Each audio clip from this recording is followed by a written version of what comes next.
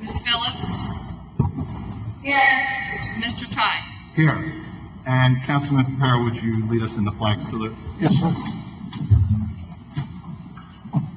Pledge allegiance to the flag of the United States of America, and to the republic for which it stands, one nation, under God, indivisible, with liberty and justice for all. And And if everybody will remain standing, Councilman Carabelli will lead us in the invocation.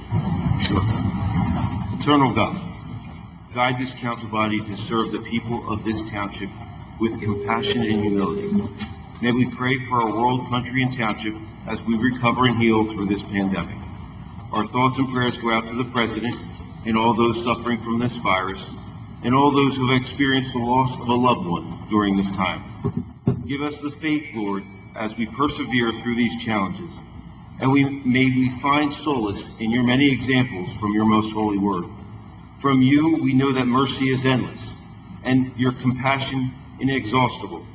Look kindly upon us and increase your mercy in us, that in difficult moments like these, we do not despair, but with great confidence submit ourselves to your holy will, which is love and mercy itself.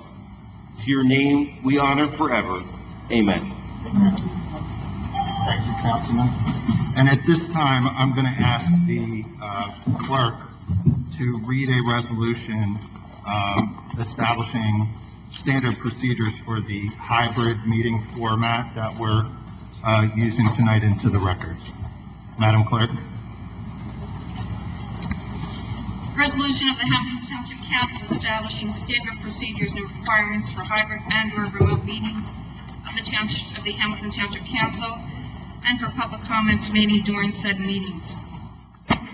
Whereas on March 9, 2020, through Executive Order Number 103, 2020, Philip D. Murphy, the Governor of the State of New Jersey, declared both a public health emergency and a state of emergency throughout the state due to the public health hazard created by coronavirus disease 2019, known as COVID-19. Whereas most recently on September 25, 2020, through Executive Order Number 186, Governor Murphy declared once again that both a public health emergency and a state of emergency throughout the state due to the public health hazard created by COVID-19. And whereas as a result of COVID-19 pandemic, local government entities throughout the state of New Jersey have held their public meetings remotely to conduct important government business, mitigating the risk of contagious infection. And whereas notwithstanding the COVID-19 pandemic, local government entities remain subject to the Open Public Meetings Act, known as OPMA, in accordance with NJSA 10:4-6 at SEC, and whereas recently a newly revised section of Public Law 2020, Chapter 34 at NJSA 52:27D-18.11 was adopted, which authorized the Director of the Division of Local Government Services, known as the Director, to promulgate regulations establishing standard protocols for remote meetings held by the local public body during a governor-declared emergency regulations, and whereas the Director promulgated the emergency regulations, which are now presently in effect as codified as NJAC 5:39-1.1 through 1.7, and have been concurrently proposed for permanent adoption in the October 19, 2020 New Jersey Register. And whereas the Township of Hamilton Council is a local public body as defined in the emergency regulations and is therefore subject to the requirements thereof. And whereas NJAC 5:39-1.3b states that, quote, if during a declared emergency a local public body holds a physical meeting in a location where, pursuant to the state and/or federal guidelines meant to mitigate the risk of contagious infection, the declared emergency necessitates capacity restrictions, reducing the number of individuals that can be present in the meeting room to an amount below that reasonably expected for the public meeting by the governing body. The local public body must either, 1, hold the public meeting at another location with adequate capacity for the reasonably expected attendance by the public, or 2, hold the public meeting as both an in-person meeting and a remote public meeting. NJAC 5:39-1.3c continues by stating, nothing in this section shall be interpreted to prevent a local public body from broadcasting the audio and or video of or taking remote public comment during a public meeting that the public can physically attend without being subject to public health-related capacity restrictions. And whereas on August 3rd, 2020, through Executive Order Number 173, Governor Murphy declared that the number of individuals at indoor gatherings for political activity shall be limited to 25% of the capacity of the room in which it takes place, but such limit shall never be larger than 100 persons. And whereas, as of today's date, the Hamilton Township Council shall be conducting a hybrid public meeting to meet and exceed all emergency regulations. Tonight's meeting and henceforth until the situation changes, the Township Council shall conduct its public meetings at the Nottingham Firehouse, 200 Mercer Street, Hamilton, New Jersey, 08690. 25% of the in-person capacity is limited to 81, inclusive of the Hamilton Township Council and staff.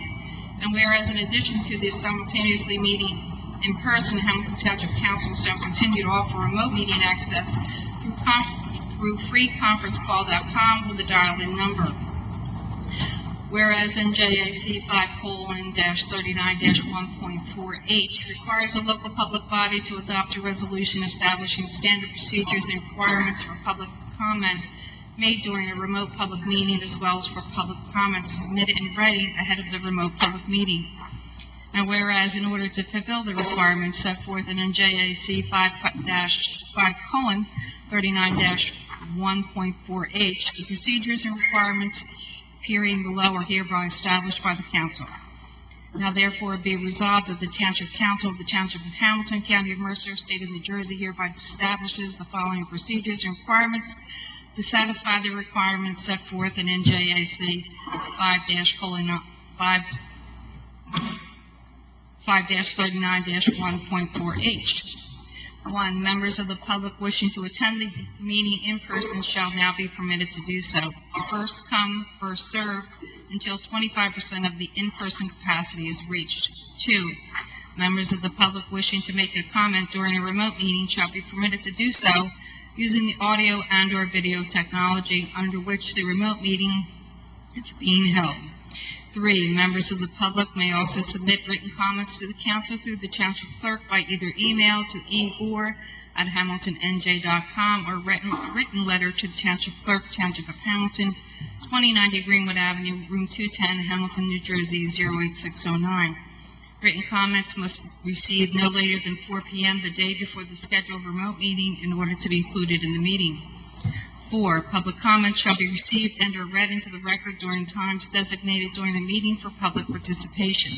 5. The council hereby establishes a time limit on the length of public comments for remote meetings similar to that of in-person meetings, round 1 being 4 minutes, round 2 being 2 minutes. 6. The council reserves the right to pass over duplicative written comments. However, each duplicative comment shall be noted for the record with the content summarized.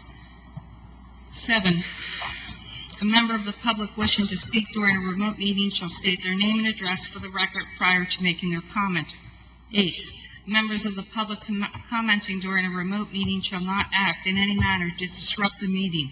If such a member of the public becomes disruptive during the meeting, the individual chairing the meeting shall mute or direct the muting of the disruptive member and warn that any continued disruption may result in the member being prevented from speaking during the meeting or be removed from the remote meeting.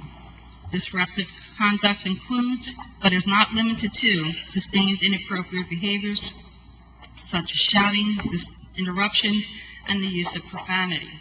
9.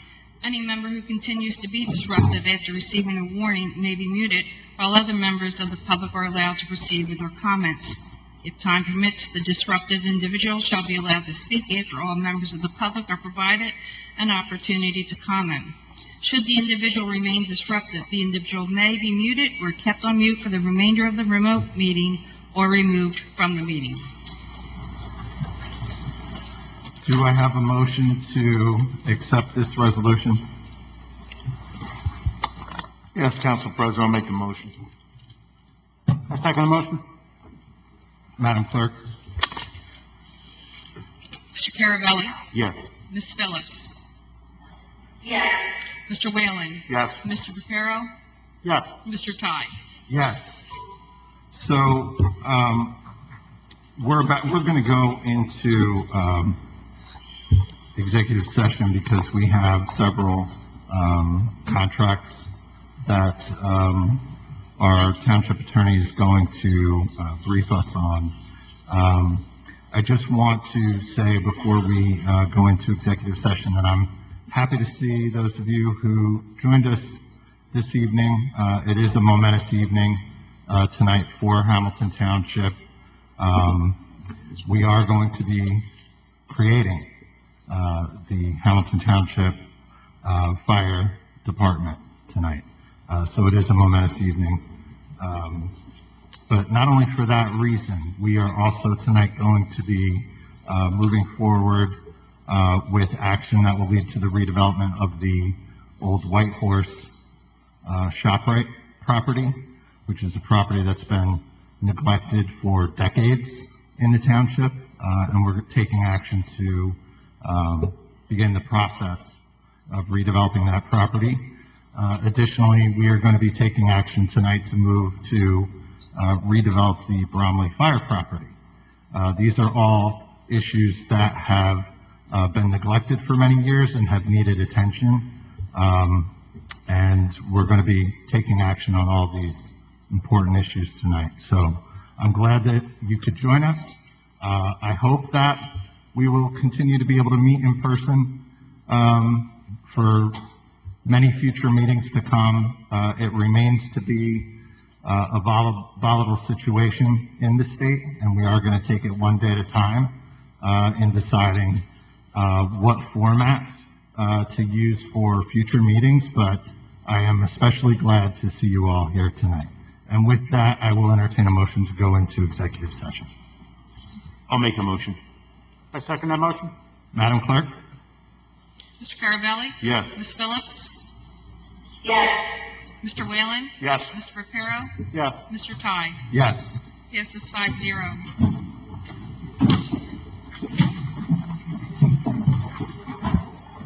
I don't know where the room is. I mean, where's the room?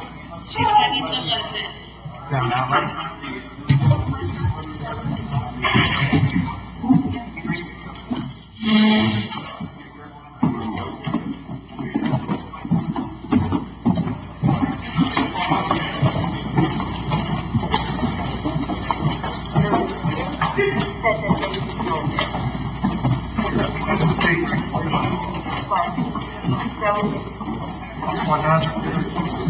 No matter how big the project you want to do. These guys don't have to do it, right? That would take a legislative act. I mean, that would be something, I mean, that's ridiculous. So then why are they? It's a major problem. It's a problem for many reasons. Because people, this application, there will be other applications even upstream, will allow people to build and fly back again. And sometimes don't have stream buffer conservation for this. So that's going to stop what they're doing or no? The stream buffer conservation zone ordinance can only stop either 75 feet from the top of the bank of that stream, because there's two. There's Larry Run, right? There is Essex Creek, and then there's another little feeder stream. Right? So you have, so here, let's say you have a stream bank. This is the top straight. According to the township ordinance, you can build, right, in that buffer, in that 75-foot buffer. You can't build it. In addition to conservation, that ordinance says you can't build in the flood area. What I don't understand is what's the difference between what has and the flood. That I don't understand. But if you go to that field, right, you're going to hear an explanation as to why the state regulations. This is what everybody in Hamilton, especially in Cornell Heights, has to understand. That you can build in affordable housing. So as an example, when you ask people, there was a house that was built for that. They rebuilt in that. They rebuilt in that flood. I think that they do. And that I appreciate it house. They also, this is like 6 years ago, 8 years ago,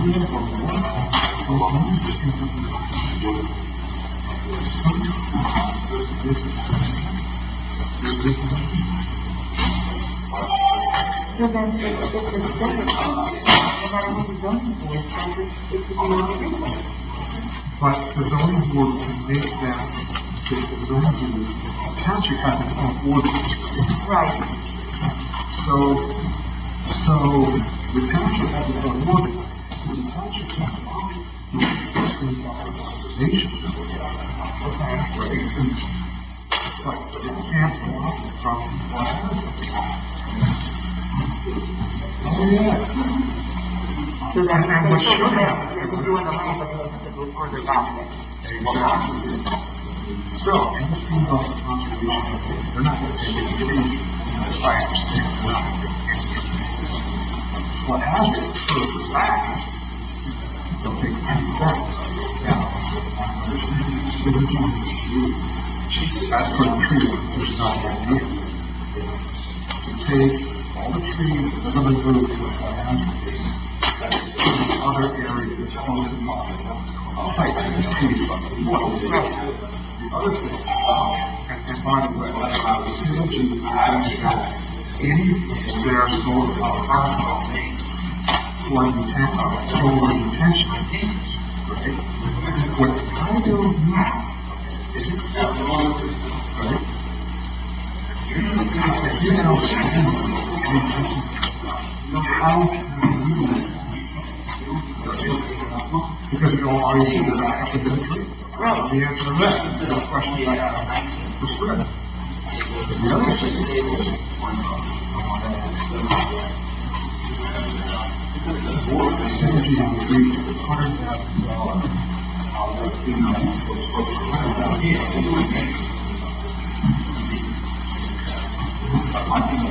to put $100,000 into escrow to mitigate still not site could put in that area.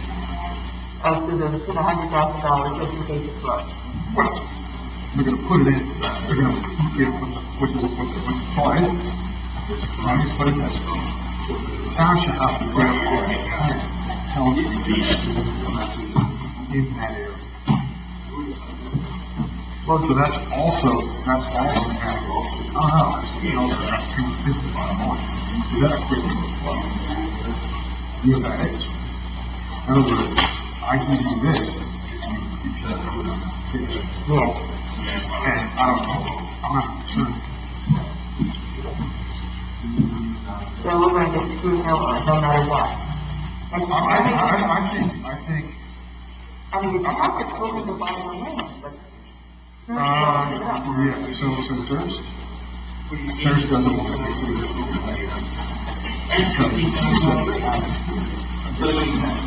That his time, he's pushed out. He's pushed out his own conservation. It's smaller footprint, but he has towns that are more advanced and then get the same amount of yield in a smaller footprint. Remember him saying that? Yeah. And river keepers, so can you just put some of this in also on the else's side?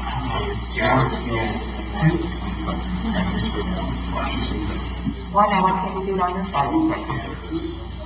Well, we fine, another point is we know that these states are this one, Do you think they know? the trains, Right. They have a solar. Yeah. So, same thing. I think it is. State regulations don't help. And don't anywhere apply that. Because it occurs in city which are included. Unfortunately, the state allows it. So essentially, townships, the townships can't. So it's You know, here's the thing, letters, you know, like, things, it's stupid. so there, what's that? I mean, you know, like, people who write letters to the editor or whatever, or write to the state, say, what are you doing? Of course, here's the thing. Is that because of the climate change, because of the coastal watersheds, this one all of the state of New Jersey created weather against climate change. Weather increases flood, right? And that was food included. You have what happened. But, as an example, how do you say to somebody, you can't say too much. I would want to ask for I'm going to put hazard area. So the answer would be, well, I might say, well, I'm grandfathered in. Is that not your grandfather? You shouldn't be extended. But they put it on the list, and then it's more of a that's the very strong regulations. Our structure. And then, They're going to get people to, places to realize this. that's the thing, the more we've got our farming rules and process. You've heard of the Watershed Institute? Yeah. The story of the Brooklyn Watershed Association?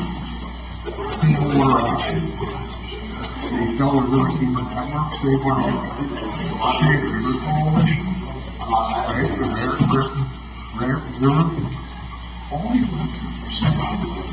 You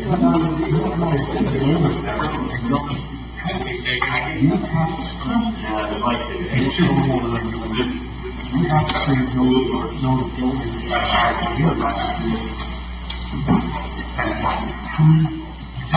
He goes to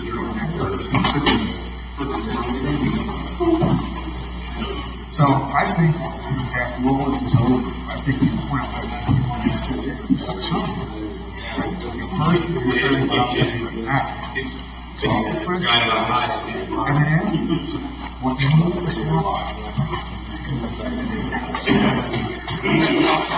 stronger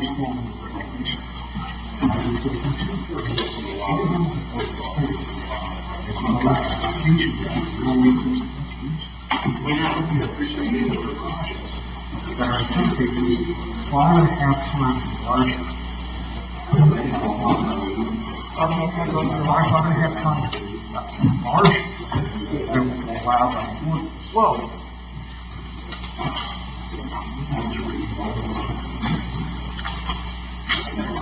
it's just like jazz. Hang in there, listen to this stuff, and after a while, they're going to get happy.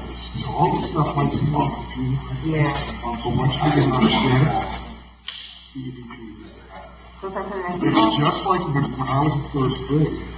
I was looking at the video, I should do it. It wasn't that I started reading it, I was like, oh, this is easy. You know? Yeah. So, oh yeah. It's like squeezing a balloon, right? You squeeze a balloon, it comes out of the end. If you squeeze the watershed, you're sending more water downstream. And we're talking simple objects, you want to spread it out. But then you also think that the government, if they ever address that, there's twice that they went to the water for 19 years and they never did. For starters, that's not good. That's not going to solve it. See the wide street for the water going. So you teach resident homes and stuff all the way up at, let's say, Millstone, up in most. Roosevelt, New Jersey. Arresting while we're out. All right. That has a huge, how about dance site plan? Yeah. So no, you didn't need a nice book. They're part of the book. Yeah, they are. They spend for 4 or 5 years to come up with nothing.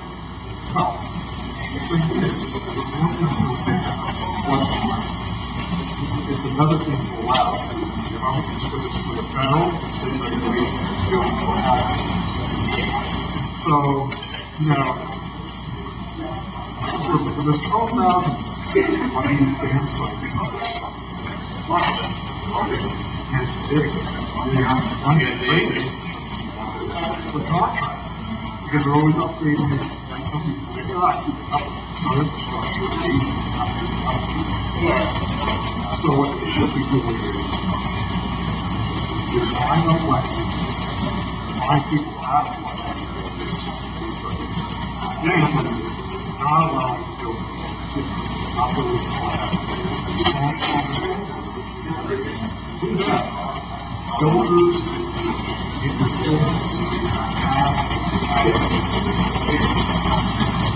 you know, housing is free, so that's kind of, it's a rationalization. We mentioned what do we do about what we're doing? Yeah. So you have flood, and meanwhile, upstream, we're building more and more houses, and we're not, and we're creating more, focusing more floodwaters. And we got, of course, simple regulations.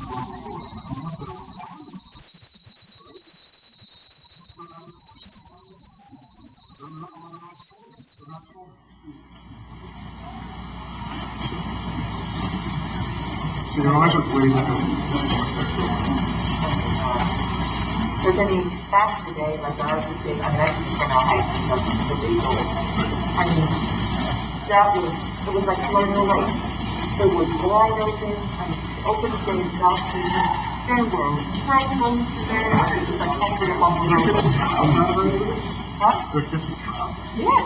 They used to say they would put trout further up the street, Right. and they would come down. And they would say we had to dam across the thing, but open day trout season, you were on the bridge, because the dam was there, there were fish there, and it was like unbelievable, all the way down. I mean, it was wide open. I mean, we used to go ice skating out there and everything. You know, when the population True. is much smaller, far through rural areas. Now people are jammed in, and the roads are not very good. You was a 295. No. Was Route 1, 3-lane highway, 6-lane highway. It's a north and there's this linking gates with a company. I got that all set.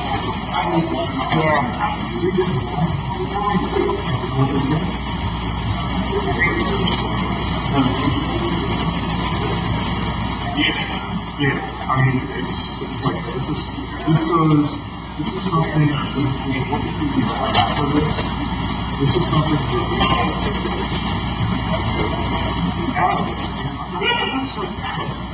I'm not saying I know what side might go. I know that's not right. You gotta consider the constraints.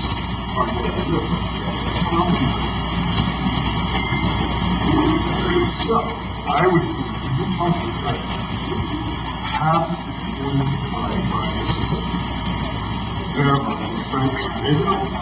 synergy, and then sit and ask him, say, well, why? Ask him why.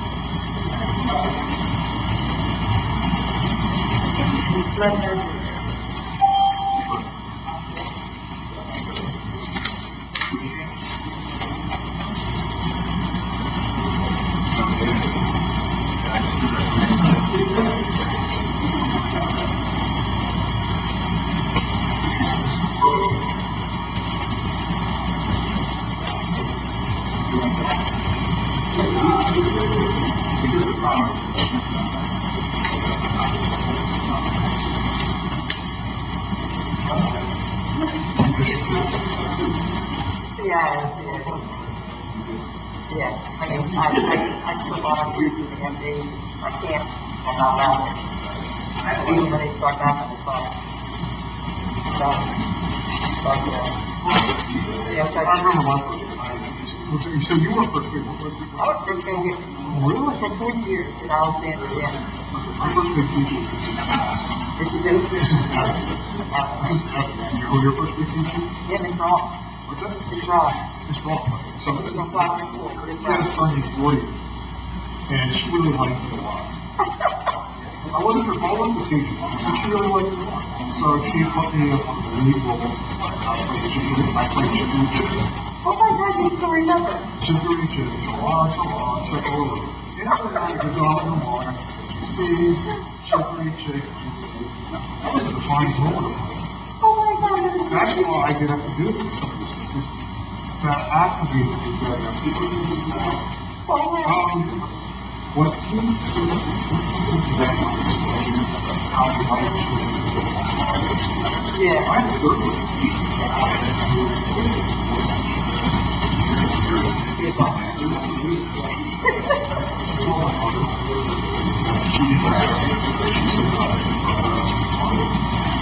And I went to the national test.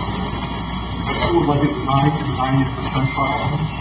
Yeah, just the best. Oh my God. Yeah, Diane's the best. I remember her. She was just the best. Oh my God. So my second grade teacher was Scott. What's the other story? Short Hills Country Days. Okay. I went to Rico Place, high school with Mrs. Janice. The kindergarten was the site. Kindergarten was the schoolhouse. I'm really impressed that those guys don't even remember this. I can remember the name. I was a little bit of a wise flag class, Oh, but I would make the teachers laugh. That was really get flustered because you know it was funny. Because I was the kind of kid who stuff on the board. okay. I think what they everybody gets feelings different.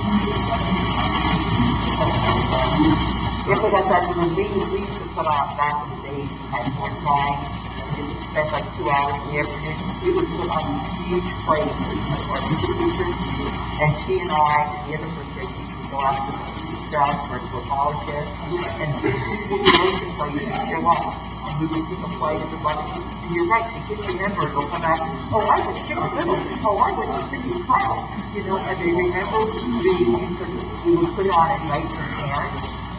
You know, and then we did school, and then they all did and it was like a grand production. Yeah, amazing. Yeah. Yeah, but So I was a that's chicken chick. I was a yellow Leo. Yellow Leo. yeah, the parents all their time. Right.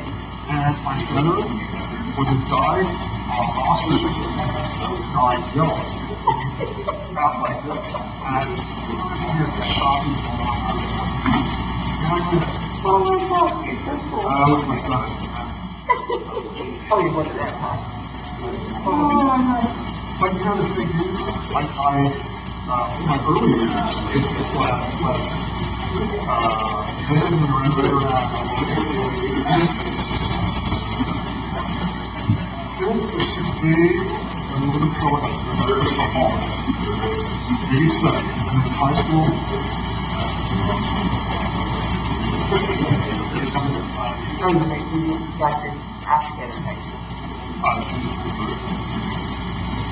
There's a lot going on. Yeah. Oh my God. Unbelievable. So do you ever have this?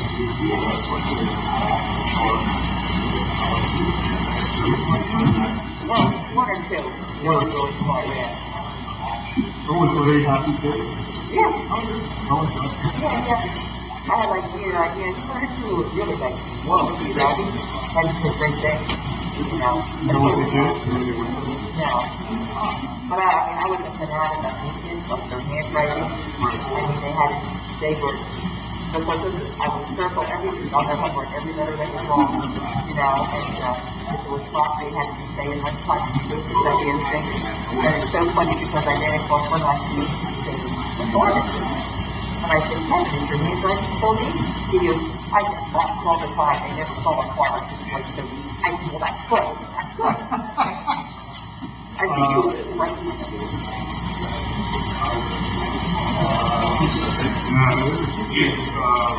Yeah.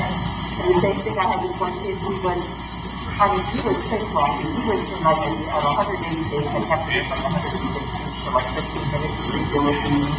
I ran across his mother years later. He said, I want you to know all your perseverance paid off. He ended up being a rich designer working at these blue perfect.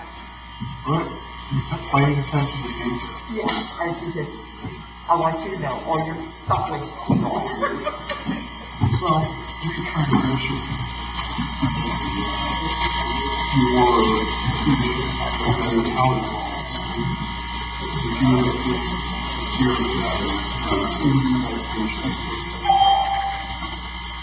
It did work. No, it didn't work. Yes. It really did work. Because I had a kid like Asperger's, and he was, oh my God, every hour I was after him. And, I mean, he was sitting with that until I came. And then he would stop, you know, put one thing and he would put up with it and put it on the rest of the night. I can still get it. I can just try it. You know, and that's why I got it, because I was also really stressed. I was doing this in general. And so, then one day, I mean, he was so bad, so well, I called the father over there in school, and I said, it's like this. I said, somebody needs to go on medication. Either Steven or me, but one of us needs it. So, he goes, so they went to that. After that, we What did they use, Riddle? one episode a day. Riddle? I don't know what they said. Yeah, is this the terror? There's a whole bunch. Yeah. Probably I should do that. Probably I should do that.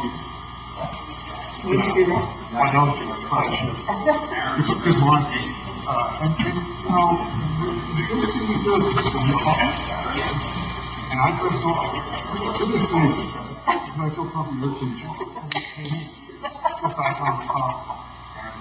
Oh, me, I never do that. Oh, Oh, wow. Oh, God. But you know, it's kind of nice in a way because Yeah, that's true, too. but it has people patience. Anyhow, so, yeah, so going back to this situation. Okay, now, you said they're allowed to build on flood hazard areas, but not on The speedboat conservation. stream buffer Well, they conservation. have to get a variance. They have to do they, There's stream buffer conservation and flood hazard, right? right. That's, here's the thing, the speed buffer conservation is a stream buffer conservation. Also known as SBC. Just put that in there, that way you can talk now. Sounds like I know. Parentheses, right, parentheses. And I saw your meticulous rating of it. Well, this is sloppy compared to. Okay, well, you're just wrong. It wasn't right on my knee. So, is the state, regulates areas. And they allow to build these flood hazard areas. So that's a state regulation. The permanent is made state agency. That's the very act. The state buffer conservation zone is a township ordinance. It's a township ordinance.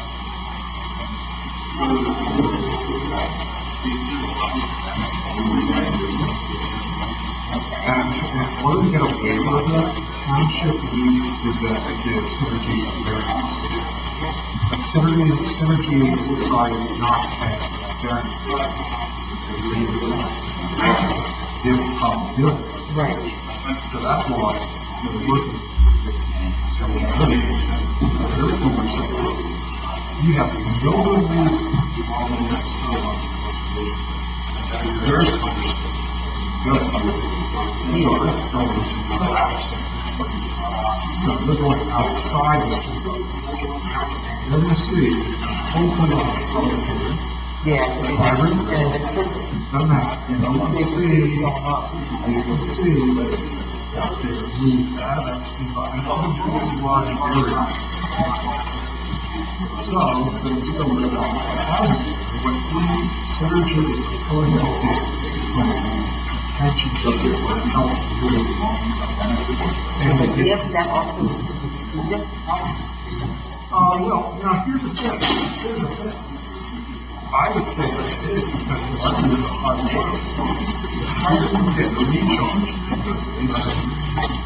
Right? yeah, and where is it going to go? Eventually, there's a problem. That's exactly it. So what happens is always in the building phase. And these normal regulations, that they don't have to apply to it, because it's not. So what we're starting with, we're going to do everything under regulation.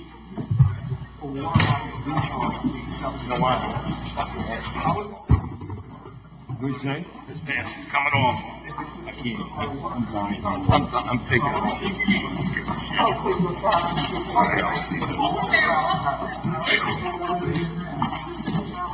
Yeah, no, I'm dying. I would have worn a wrap. What am I doing? Snap. Luke, I am your father.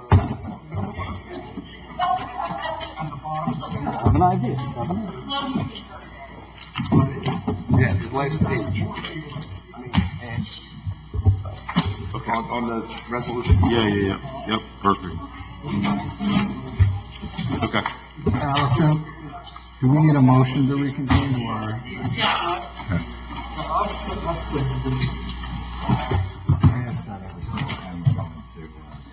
I better sit inside. Let's just wait for the clerk.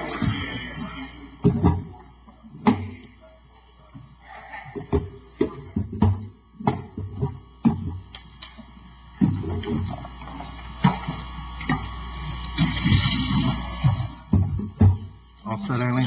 Yes, sir. All right, I will entertain a motion to come back into our regular session. I'll make that motion. I second the motion. Madam Clerk? Mr. Carabelli? Yes. Ms. Phillips? Yes. Mr. Whalen? Yes. Mr. Reparo? Yes. Mr. Ty? Yes.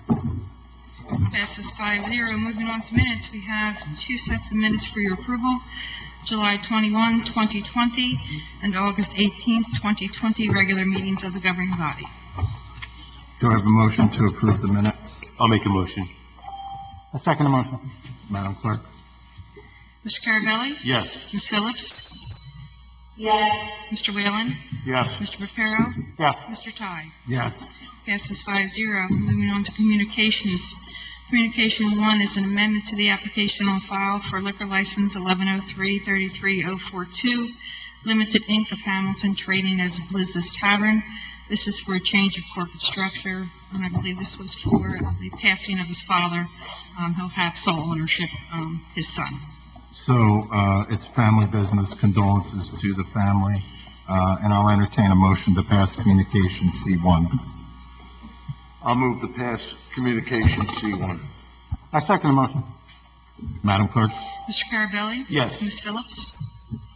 Yes. Mr. Whalen? Yes. Mr. Reparo? Yes. Mr. Ty? Yes. Passes 5-0. Moving on to consent agenda. We have items CA1 through CA16 for your consideration. And Council President, it's my understanding that CA13 will be removed from the agenda. That's correct. We have a motion for that, if you would, Council President? Okay.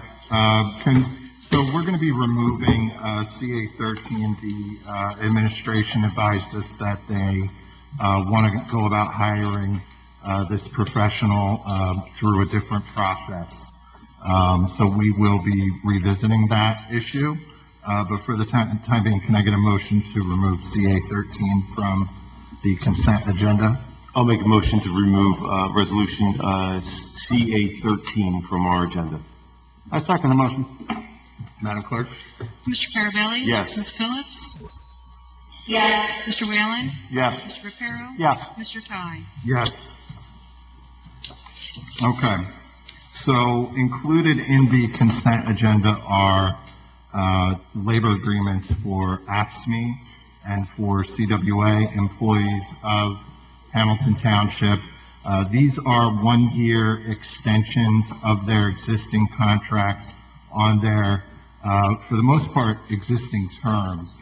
The employees have agreed to 0%, and I want to thank the employees for agreeing to that, you know, in light of the health emergency and the economic uncertainty.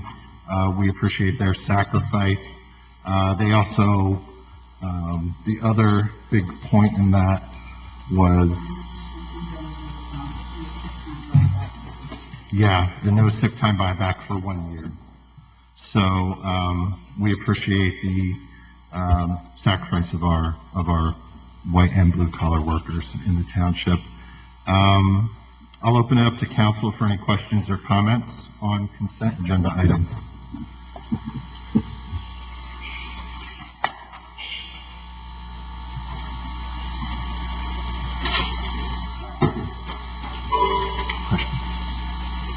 And seeing that it appears that no members of the public, no members of council wish to comment, why don't we go ahead and open it up to members of the public on the consent agenda items only. So if there are any members of the public wish to comment on any of these items, now is the time. And it does not appear that anyone in the room wants to comment. And I'm going to take a look over at our IT specialist, Zach. He's giving me the high sign. Q&A session has started. I like this. Little on-hold music for everyone while we're dealing with our hybrid format. And Zach's shaking off the call, so there apparently are no members of the public on the telephone line wishing to comment either. So that being the case, I will entertain a motion to close the public comment portion. Yes, Council President, I move that we close the public portion comment and move on consent agenda items 1 through 16. I second the motion. Thank you. Madam Clerk? Mr. Carabelli? Yes. Ms. Phillips? Yes. Mr. Whalen? Yes. Mr. Reparo? Yes. Mr. Ty? Yes. Consent agenda passes 5-0. Moving on to resolutions. Resolution 1 is a resolution consenting to the appointment. I'm sorry, I thought somebody said something. Resolution consenting to the appointment of Melissa Greenberg to the Advisory Commission on Green Initiatives Subcommittee of the Hamilton Township Environmental Commission. So I'd like to thank Ms. Greenberg for her willingness to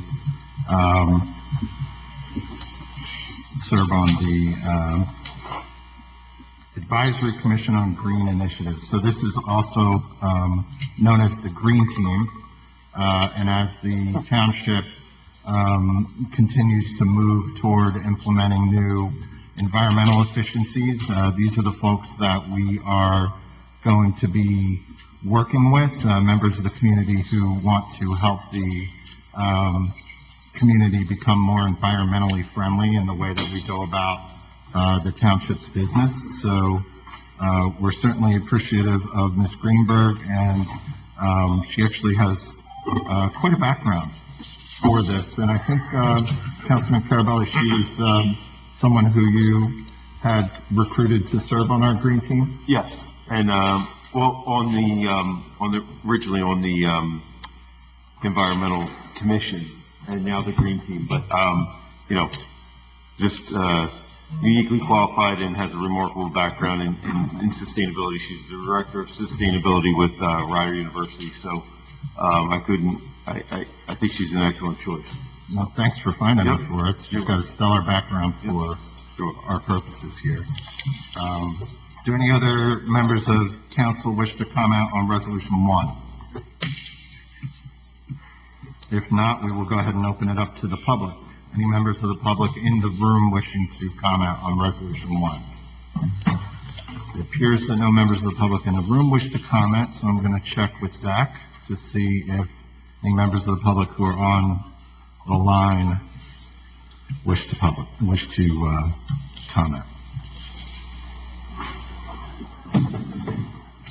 No one? Okay. So I will entertain a motion to close the public comment portion and move Resolution 1. I'll make a motion to close the public comment portion and move Resolution 1. I second the motion. Madam Clerk? Mr. Carabelli? Yes. Ms. Phillips? Ms. Phillips? You got to unmute yourself, Nancy. She can't comment. Just, Hello? Nancy, are you there? Yeah, I'm here. Okay, so, what's your vote on Resolution 1, Nancy? Yes. Okay. Mr. Whalen? Yes. Mr. Reparo? Yes. Mr. Ty? Yes. We had a full public portion. Passes 5-0. Resolution 2 is a resolution consenting to the appointment of Teresa Hollander, Lindsay Jenkins, and Joe Markley to the Hamilton Township Economic Development Advisory Commission. Okay, and once again, a couple more strong appointments from Mayor Martin and his team, this time to the Economic Development Advisory Commission. Any members of council wishing to comment on these candidates?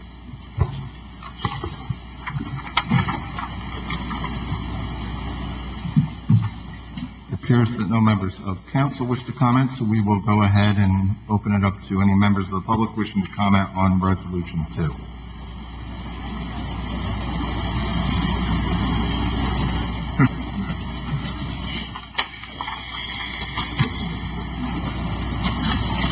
Are we open to the public online, Zach? And it appears that no members of the public wish to comment on Resolution 2.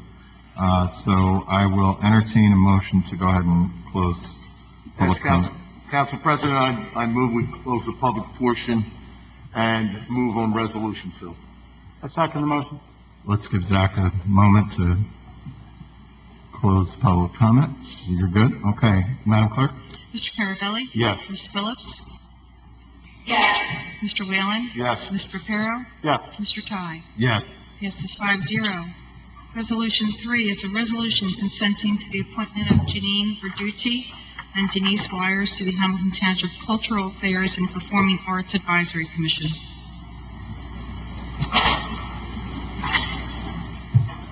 So Nancy, you've been council's liaison to the Arts Commission.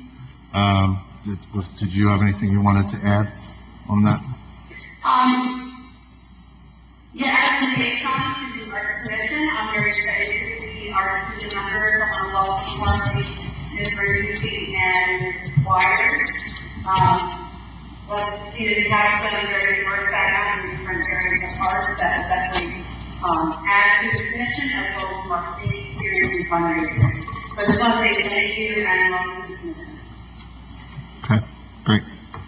Any other members of the council wishing to comment? I'm going to have to abstain on this one, seeing that Miss Verducci is my sister. And, she's, she brings with herself a great background as a poet and also a playwright.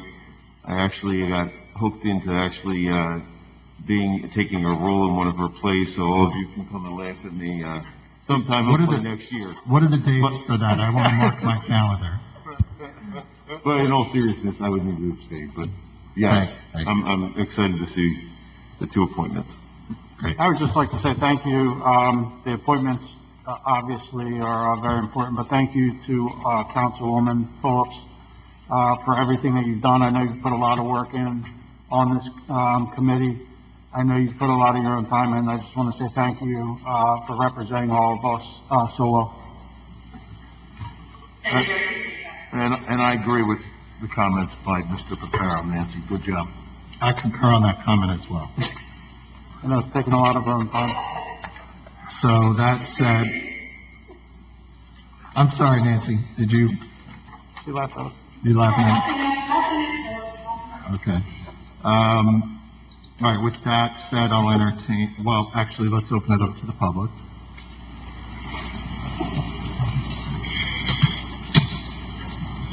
And are there any members of the public online wishing to comment, Zach? It appears there are not, so I will entertain a motion. Number 3. Yes, Council President, I move to close the public portion and move on Resolution 3. I second the motion.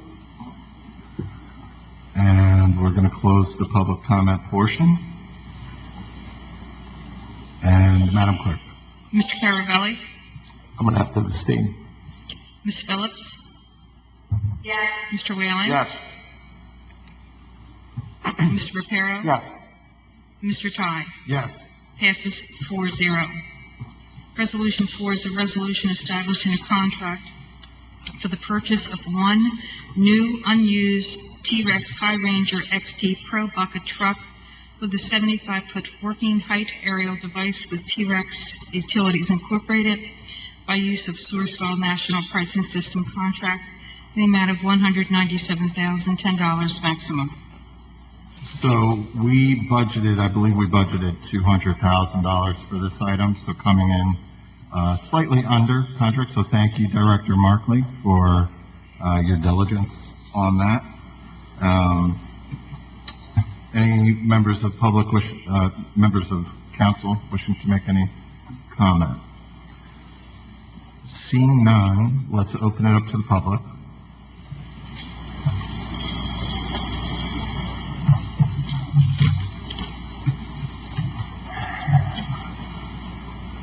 And do we have any members of the public online who wish to comment? No? Okay, I'll entertain a motion. I'll make a motion, to, pass, Resolution 4. I second the motion. We good, Zach? And Madam Clerk? Mr. Caravelli? Yes. Ms. Phillips? Yes. Mr. Whalen? Yes. Mr. Reparo? Yes. Mr. Ty? Yes. Passes 5-0. Resolution 5 is a resolution authorizing the execution of a qualified private community service agreement with Locust Hill Homeowners Association, Inc. for the provision of certain municipal services.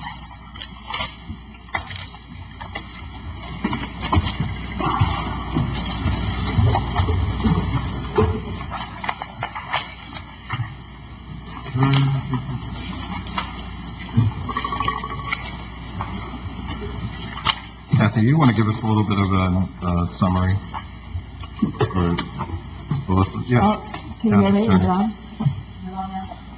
on? On? It should be on all the time. Okay, Yeah. thank you. So, this is part of the long-term program that we've been doing in my office to clean up all of the contracts that we have in the office, including leases and so forth. This was a holdover from my predecessor, Locust Hill Homeowners Association. We did have a municipal services agreement with them for many, many years ago. It's out of date, not up to par legally, so we have rewritten it, and it's up for, so that it's legal and it does it correctly.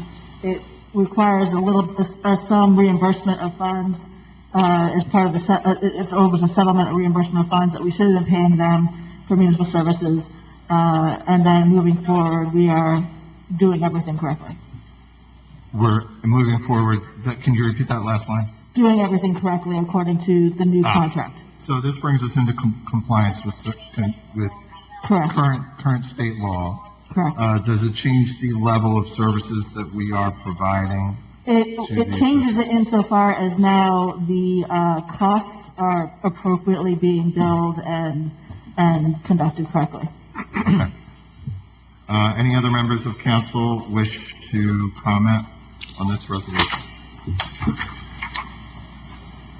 If not, we'll go ahead and open it up to the public for comment on Resolution 5.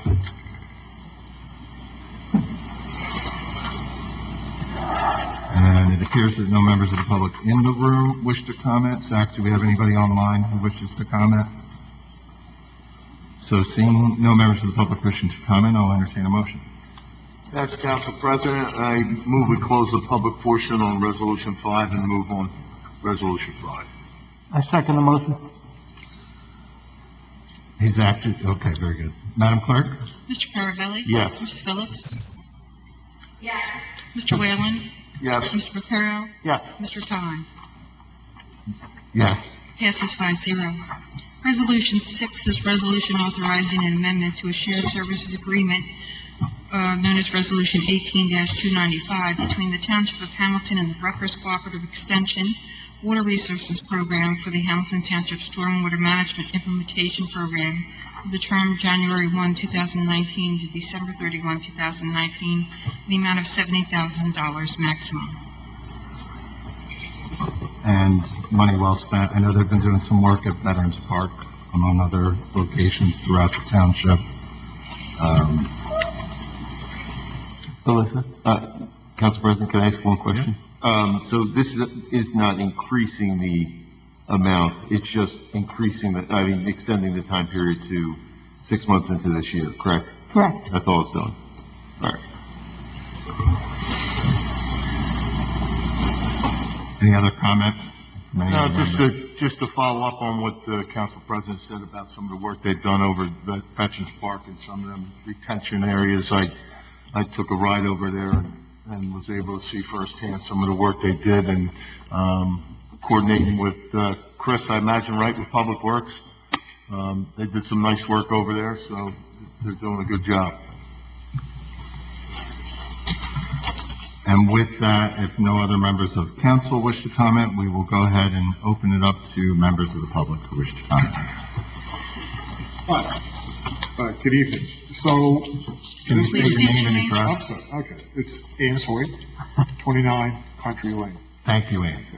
And welcome. Good to see you. Good to see you all, good to see you all. Hope you're all healthy. Okay. So, my question would be, this $70,000, this is really, we've already allocated this money or allocated additional funds? Yeah, so we're not allocating any additional money. We're extending a contract. We're still under the maximum, is the bottom line. So we can still get additional services, continue that partnership without having to allocate any additional money. Okay, great. So, I have not been keeping up with what Rutgers has been doing on it, and I want to do that. But if you could come and give me somebody can give me a thumbnail sketch as to what they're doing right now. Generally speaking, what are some of the things that they're trying to achieve? So I know that they are working with our, Chris, do you want to actually come up and talk a little bit about the work that your department's doing with Rutgers? We happen to have Director Markley here, and now I'm glad you're here, Chris. I was glad before, but now I'm really glad you're here. Council President, I'm sorry, for the end of the, any members of the public that would come to the mic, if you could please project a little bit so it's picked up in the system. I think we got you. Yeah. You're not going to be able to, Can't touch the mics. you're not going to be able to have, well, let's just see how this goes. Go ahead. I'll try to give you a little explanation. It's a record. Well, no, we're Chris Markley, keeping, Director of Public Works. okay. Go ahead. Chris Markley, Director of Public Works. I'll try to give you a little explanation of what's going on. The Rutgers team that helps us out with the stormwater what this contract goes towards is very, very helpful. They do a number of things. One is they submit our stormwater report to the DEP every year. They keep us in compliance in a lot of different areas. The big project that we're talking about at the Vets Park right now, they're actually, they designed and are installing rain gardens in a bunch of the low-lying detention areas, and that's meant to slow the water down to give the recharge, a better chance to recharge the ground. That's, they are coming out very nice. They did about 4 of them, and I believe there's 3 left. But in a nutshell, that's what they're doing. They're keeping us in compliance, and they do a lot of a lot of management and inspections on the detention basins, which again is a big problem in stormwater today. It looks to me like some of the work that they're doing is going to cut down on labor costs because we're not going to have to mow some of these areas. It is. It is a savings, a short-term savings, and quite honestly, a long-term savings. There's less mowing, and they've planted some vegetation in there that is meant for wetlands areas. So it's meant to, as I said, it's meant to detain the water a little longer. And perhaps filter. Correct. That's the theory. But they're a big help. It's a great bunch of people at the Rutgers. So, Great. I hope that helps. Yeah. Just a comment.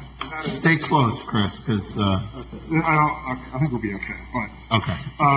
in the budget, when we itemize this in the budget, how would we itemize this in the budget? And the reason why I asked that question is because I'd be curious to know how much the township has spent over the years with Rutgers.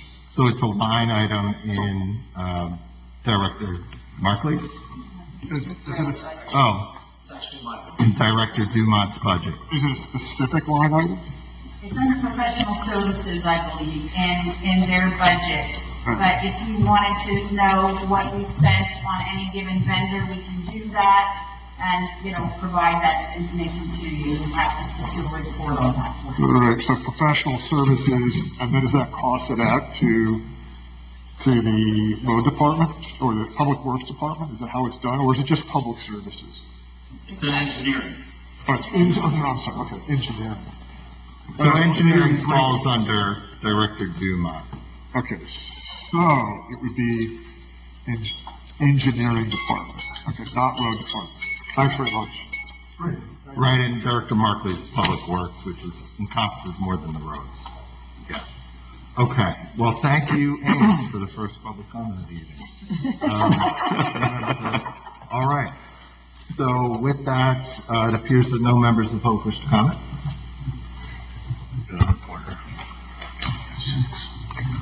So I'll close the public comment portion, and I'll make a motion to move Resolution 6. I second the motion. I'm sorry. Madam Clerk? I'm sorry. I was... Mr. Caravelli. Yes. Ms. Phillips. Yes. Mr. Whalen. Yes. Mr. Reparo. Yes. Mr. Ty. Yes. Passes 5-0. Resolution 7 is a resolution authorizing creation of a plenary retail consumption liquor license and establishing the bid procedure for the award of the new license. This is the hotel motel exception to the population quota law. And basically, this is the only way we're going to get a new liquor license in Hamilton, is if it is attached to one of the new hotels that's being built. Correct. And this one is on 130. Is it the Marriott? It's going to be a Marriott, yes. Yeah. Okay. So any members of council have any questions or comment on Resolution 7? Seeing none, we'll go ahead and open it up to the public.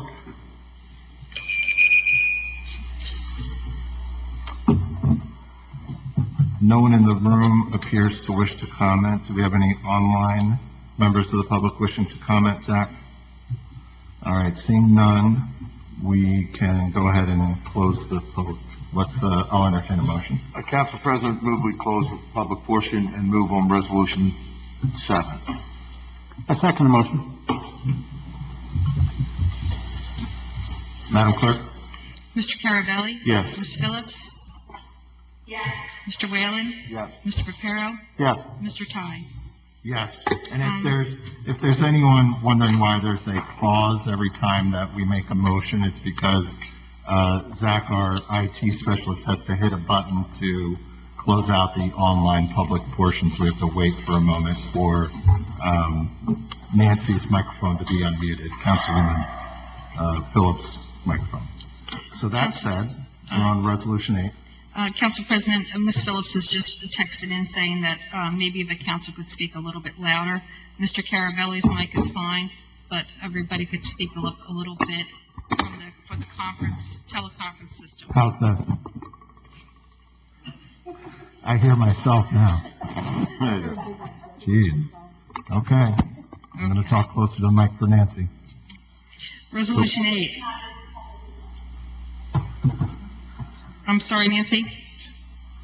I just wanted to let you know, it's also to respond to some public. Oh, thank you, Councilwoman. Resolution 8 is a resolution adopting and implementing an additional deferred compensation program.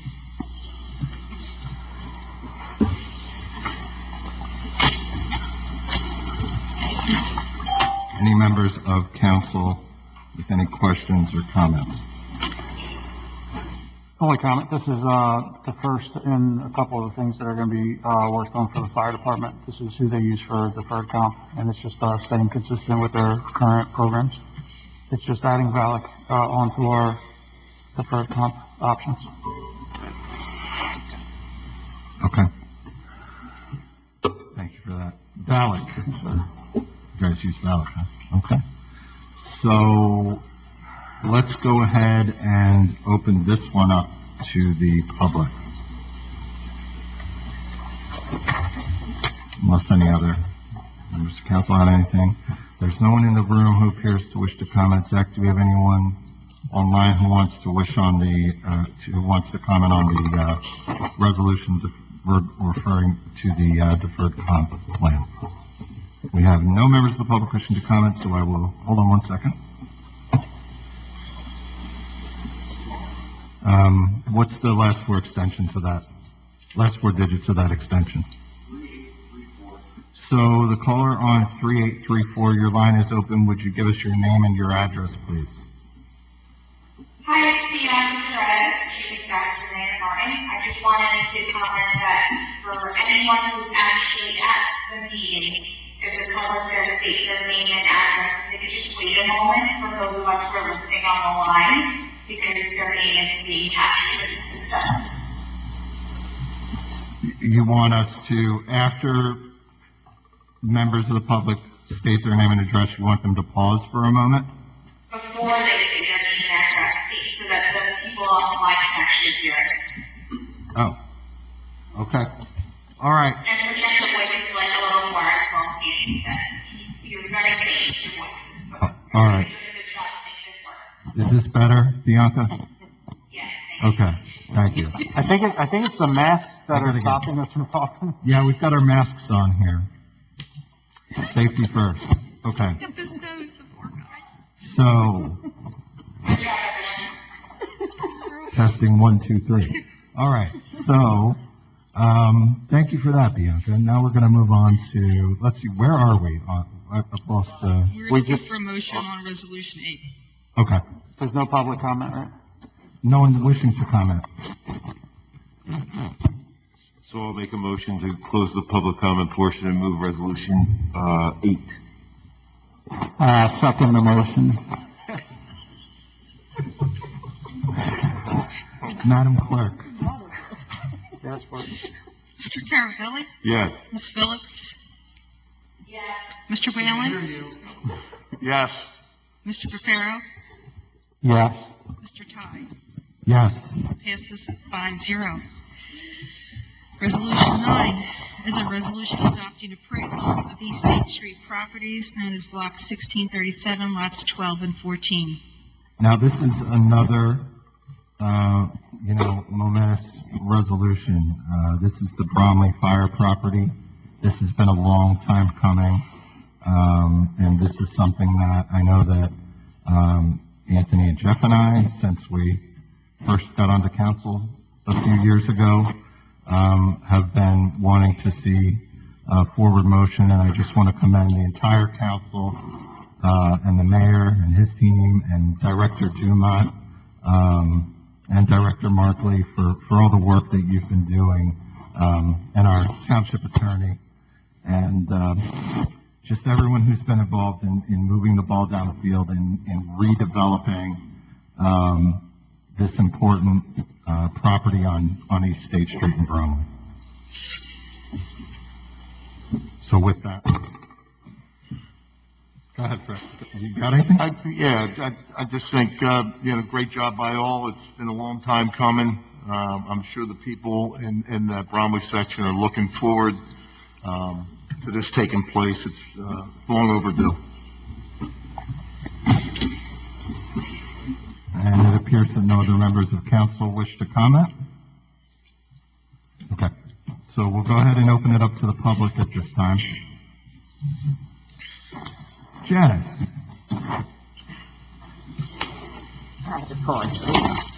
Yeah, so hold on a minute, Janice. Why are we pausing right now? I'm not sure what that accomplishes. But there just might be a time delay where maybe those on the telephone conference, When he there might switches be like over, a 5 or 6 it probably second goes thing, blank. so we just have to give them a chance to catch up. All right, well, everyone's been alerted that Janice Kalanick is about to make a comment, so go ahead. Janice Kalanick, 530 Trinity Avenue, Cornell Heights. Now, is this the burned out property on, across from the diner? On East State, it used to be a diner. Yeah. Yeah, So that's that row of buildings that burned down, and you are going to what with them? redevelop the property. The intention is to build new, modern, affordable housing Oh, that's pretty in cool. that location. Okay, very good. Thank you. Thanks. So with that, seeing no other members of the public in the room wishing to comment, we don't have any members online wishing to comment either, so I will entertain a motion. Yes, Council President, I move we close the public portion and move on Resolution 9. I second the motion. Madam Clerk? Mr. Caravelli? Yes. Ms. Phillips?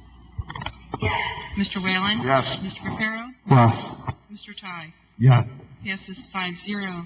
Resolution 10, resolution authorizing an agreement for insurance services with Dental Services Organization, LLC, in connection with the administration of the dental plan known as the Eastern Dental Plan for municipal employees and retirees for the term October 1, 2020 to September 30th, 2021, amount not to exceed $45,333.69. Any questions or comment from members of council?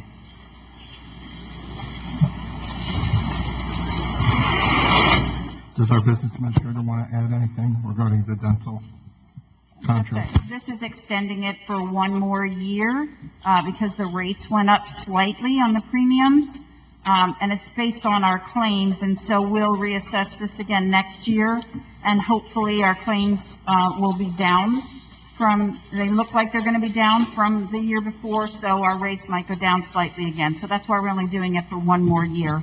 So you thought it might be potentially financially advantageous for us to do it in this way? Okay. So unless any members of council have any comment on this resolution, we'll go ahead and open it up to members of the public. And it appears that no one in the room wishes to comment on this resolution, and I'm going to check with Zach to see if anyone online wishes to comment. Okay, and it appears that no members of the public wish to comment. Council President, I'll make a motion to close the public comment portion and move Resolution 10. I second the motion. Madam Clerk? Mr. Caravelli? Yes. Ms. Phillips? Mr. Whalen? Yes. Mr. Reparo? Yes. Mr. Ty? Yes. Passes 5-0. Resolution 11, resolution authorizing a labor agreement between the Township of Hamilton and the Firefighters Mutual Benevolent Association, local number 284, known as FMBA 284, for the period of January 1, 2021 to December 31, 2022.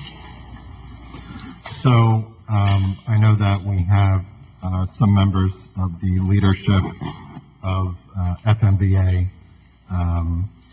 Local 84, here today. And I just want to thank those of you who are here. I know that between the administration and the leadership of the union, that it was a long road, that there was a lot of negotiation, a lot of work that went into coming to this agreement, a lot of give and take, and for the members of the public, the basic outline of this is that the township and the firefighters have come to a 2-year contract, which is going to cover the years 21 and 22. The first year of the contract is going to harmonize the salaries across all the former fire districts.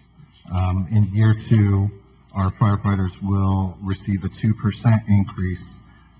Additionally, the benefits programs had to be standardized, so that work has been done as well. And so, you know, like I said, I just want to thank everyone involved. Councilman Carabelli has been involved from day one. Councilman Pipero, you've been involved since you joined us on council as well. So thank you both. And do either of you or any members of council wish to comment on this at this time? Okay. Yeah, you can go first. I guess first and foremost, congratulations to everybody involved, Pat and Anthony and our administration, and most importantly, the firefighters for sitting down and coming up with a contract that works for everybody. I know there's always give and take in any contract, but a lot has happened, you know, historically. You know, this is, like Council President said, a big event, you know, long time coming, the consolidation of the fire department. And again, congratulations. I appreciate everybody working together to make sure we get this done. Thank you, Councilman. I'd just like to echo what Councilman Whalen had said, and also with what Council President Ty had mentioned. You know, this was a long time coming. This was important. Councilman Carabelli, can you just take care to speak into your microphone? Okay. This was an important component for the future structure of our town. The safety and well-being of our residents, along with our making sure that our firefighters also maintain the safety of our residents. It was a give and take from what I was told.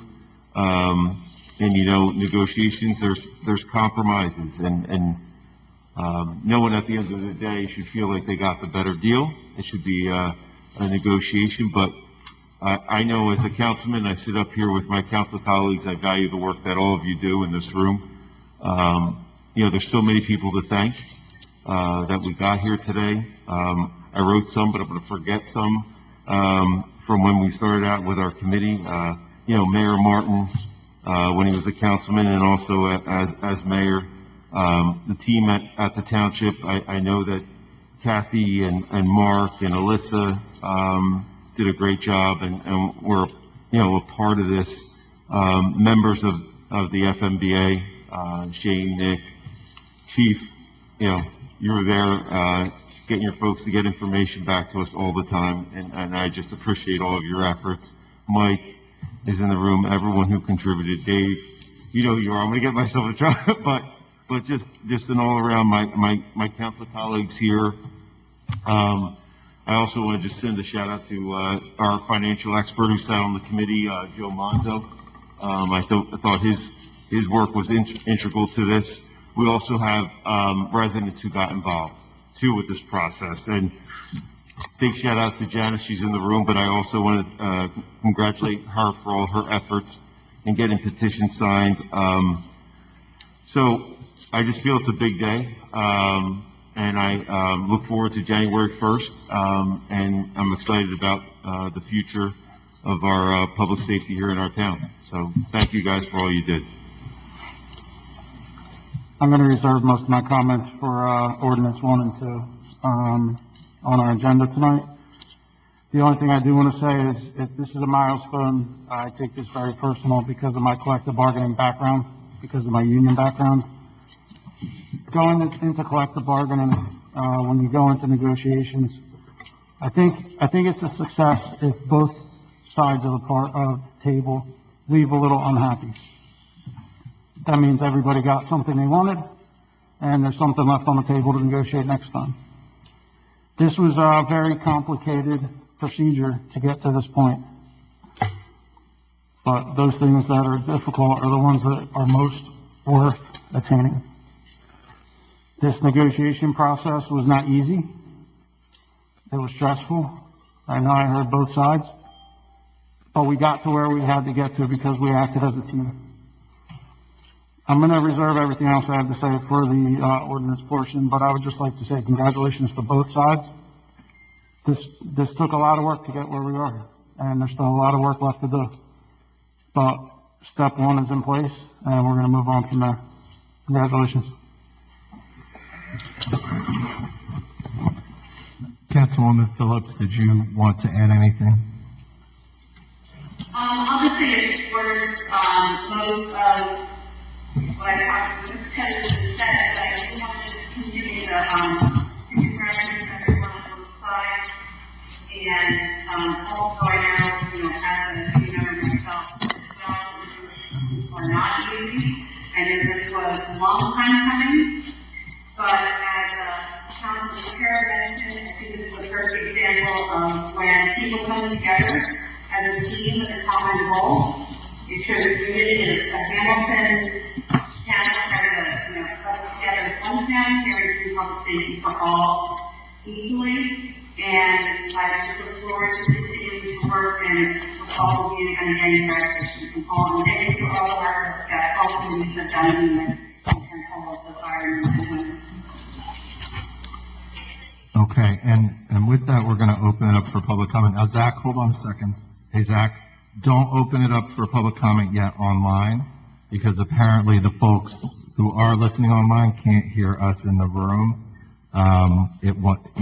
If you hit that button. So first, I want to go to the folks in the room, and if anyone wishes to comment at this time. Nick, President of FMBA. President of FMBA Local 284 to fire officers in Hamilton. I do have one question on the contract. I'm kidding, honestly. I'm sitting there thinking, like, what can I say, But I saw Kathy's face and she's like, no, seriously? But, yeah. No, I had to make a joke about it. It was, I do want to thank the mayor, the administration, Kathy, the whole team, negotiations team, council for getting us to this point. It definitely was a process. It wasn't easy on both sides. I definitely know that, but it was a good process. It was a process that you guys allowed us to get to.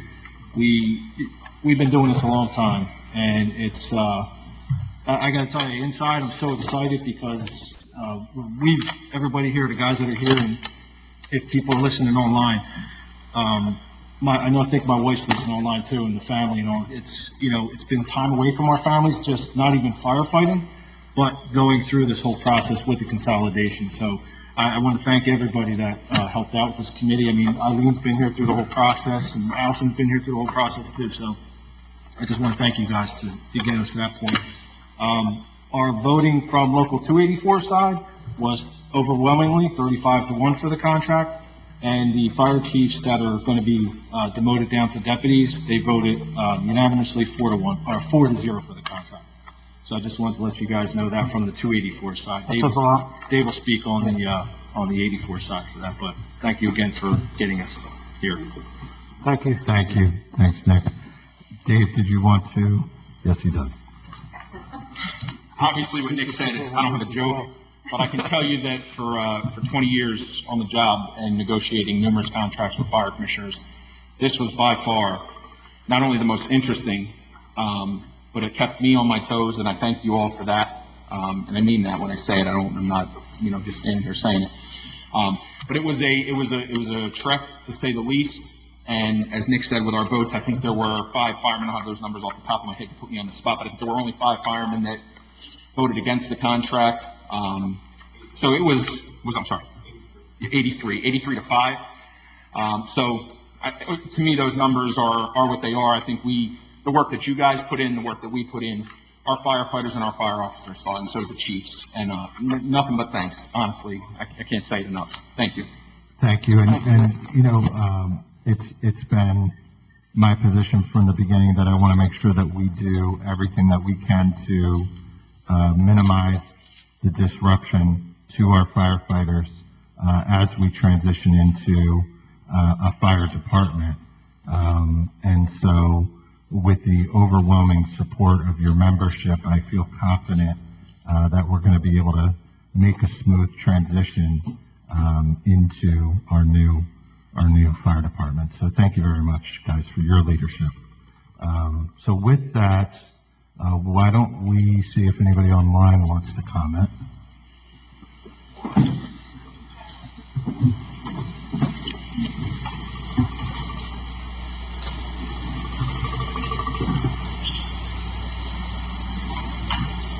And it appears that no one online wishes to comment, so I will entertain a motion. Yes, Council President, I move to close the public portion and move on Resolution 11. I second the motion. Thank you, Elizabeth. Madam Clerk? Mr. Carabelli? Yes. Ms. Phillips? Yes. Mr. Whalen? Yes. Mr. Reparo? Yes. Mr. Ty? Yes. Passes 5-0. Resolution 12 is a resolution authorizing a labor agreement between the Township of Hamilton and the Firefighters Mutual Benevolent Association Local 84, known as FMBA 84, for the period of January 1, 2021 to December 31, 2022. And everything that I said pertaining to Resolution 11 also stands for Resolution 12. Any additional comment? I just wanted to say one thing that I forgot, and I made a note of it. One person that I just went on the council that I specifically, you were great, Pat. And you talked to me privately and publicly about, certain items that were, just part of the budget and things like that, that really walked me through. So I appreciate the effort that you gave in taking the time to sometimes, walk me through some of that. Thank you. I appreciate it. So, I thought that you did an excellent job. So just want to compliment you. I appreciate the kind words. I just think that it's important for everybody, not just in this room, not just the people that are listening, but the people that are watching from around the state, realize this was responsible negotiations. We made sure our firefighters were taken care of because they take care of us when we're home sleeping. But we also made sure the taxpayers were taken care of. And I credit Kathy Monzo and the rest of her team as well, because you did a very great job. I mean, there's not many words that I could say to put this, to make everybody understand the job that you did. We appreciate you, and we appreciate our firefighters. Very professional. Everybody came together for this agreement, and I think we're in a good place. I'm very happy. Very good. So with that, on Resolution 12, we'll go ahead and open up to any members of the public in the room who wish to comment. Any additional comment? Seeing none, we'll go ahead and open it up to members of the public online.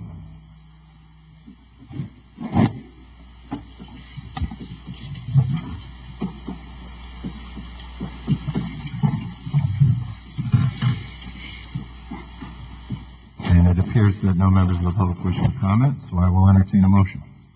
I'll make a motion to close the public comment portion and move Resolution 12. I second the motion. Madam Clerk? Mr. Carabelli? Yes. Ms. Phillips? Yes. Mr. Whalen? Yes. Mr. Reparo? Yes. Mr. Ty? Yes. Passes 5-0. Moving on to ordinances, this is first reading and introduction ordinances. Ordinance 1 is known as Ordinance 20-051. An ordinance authorizing the acquisition of certain real property located at 1752 and 1756 East State Street in the Township of Hamilton, designated as Block 1637, Lots 12 and 14 of the Hamilton Township Tax Map for the public purpose of affordable housing and the protection of public health and safety. And once again, this is pertaining to the Bromley Fire property. A long time coming, and I just want to commend, so for several years this has been needing attention, and I want to commend Director Dumont.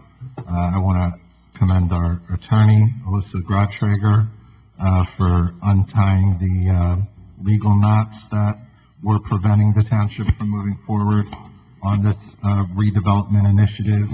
And I just want to thank the administration for giving attention to one of those neighborhoods in Hamilton that has been underserved in the past. But I know there are a number of very good initiatives in that neighborhood happening now. A lot of good things happening in Bromley at this point. So I want to thank everyone who's been involved in that.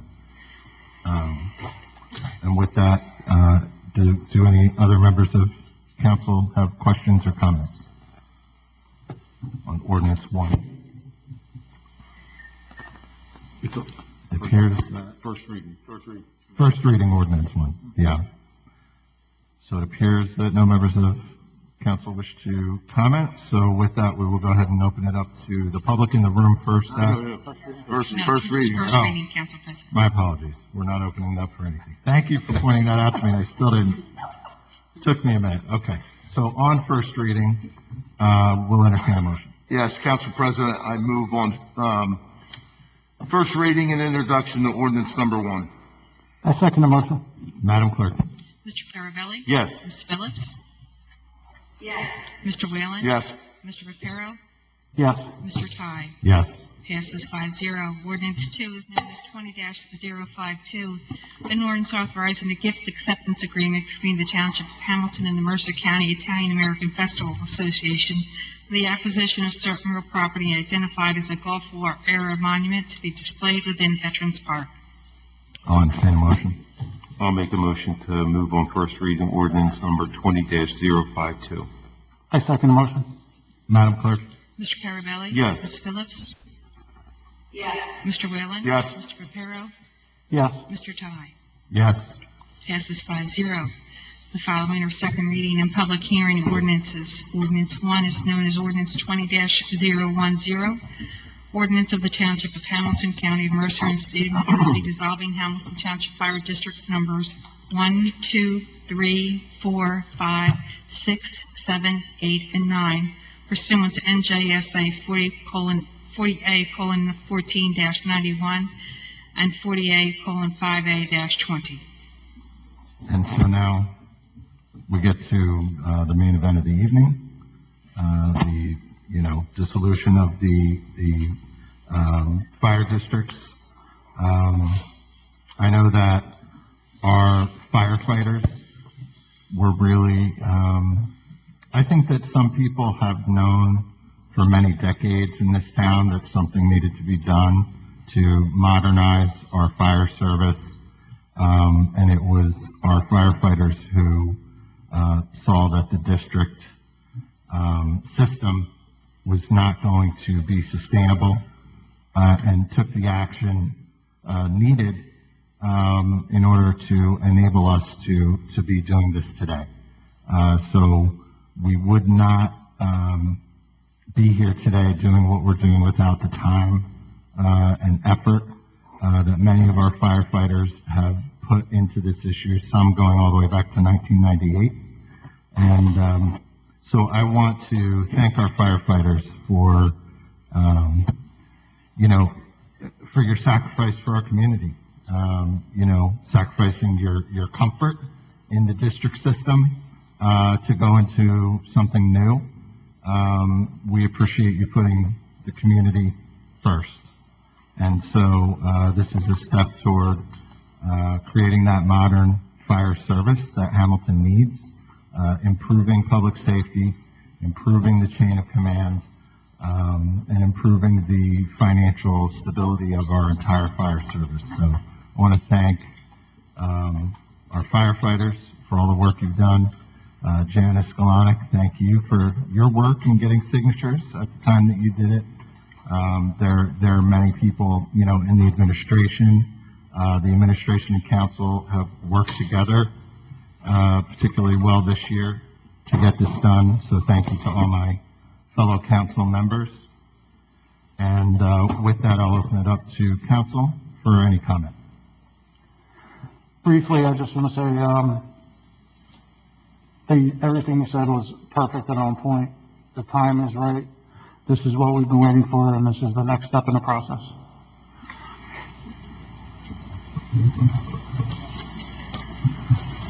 Go ahead. I'm good. I'm fine. Just briefly, I've heard a lot of good comments tonight, but if, a person that's probably seen it, being a longtime resident here, back in the days of when there were volunteer companies, and then along came paid drivers, paid ambulance drivers, to the point where we're at today. And, I guess, we all thought eventually it would become inevitable because of the size of our township, how it's grown, that you have to have full-time paid firemen.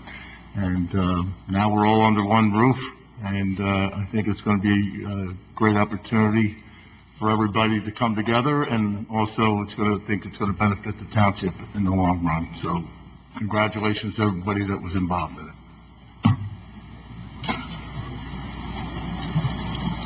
Councilman Carbone, you have anything you wish to add?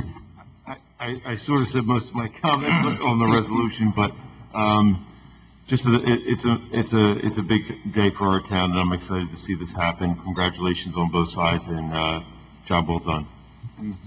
Councilwoman Phillips, do you have anything you wish to add? I think that a lot of the for your resolution, but again, thank you to everyone who worked on this. Congratulations. I don't know, myself, like I just see the work evolving and all the fire district, kind of makes your heart to think that you finally made it here, and you finally made it here to be one Hamilton Fire District. No, I thank you for everything you've done. Councilman Farrell. I have nothing else, sir. Okay. So with that, we will open up to members of the public. Janice.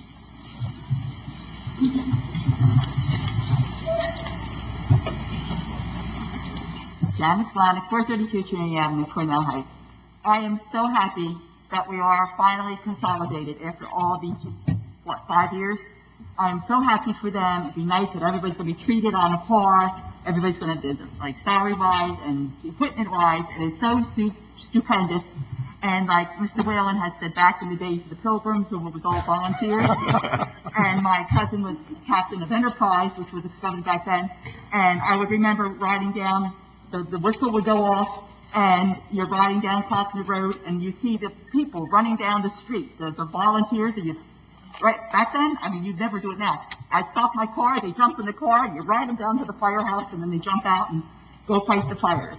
And we've come a long way since then, because now we're like totally, I think, paid and hardly any volunteers at all, right?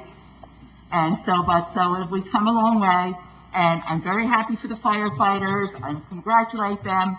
I'm so glad it came through, and the people who are home and are listening in, you should see how dapper they all look tonight. They look really stupendous, all dressed up in their balloons. Very, very nice. Thank you, Janice.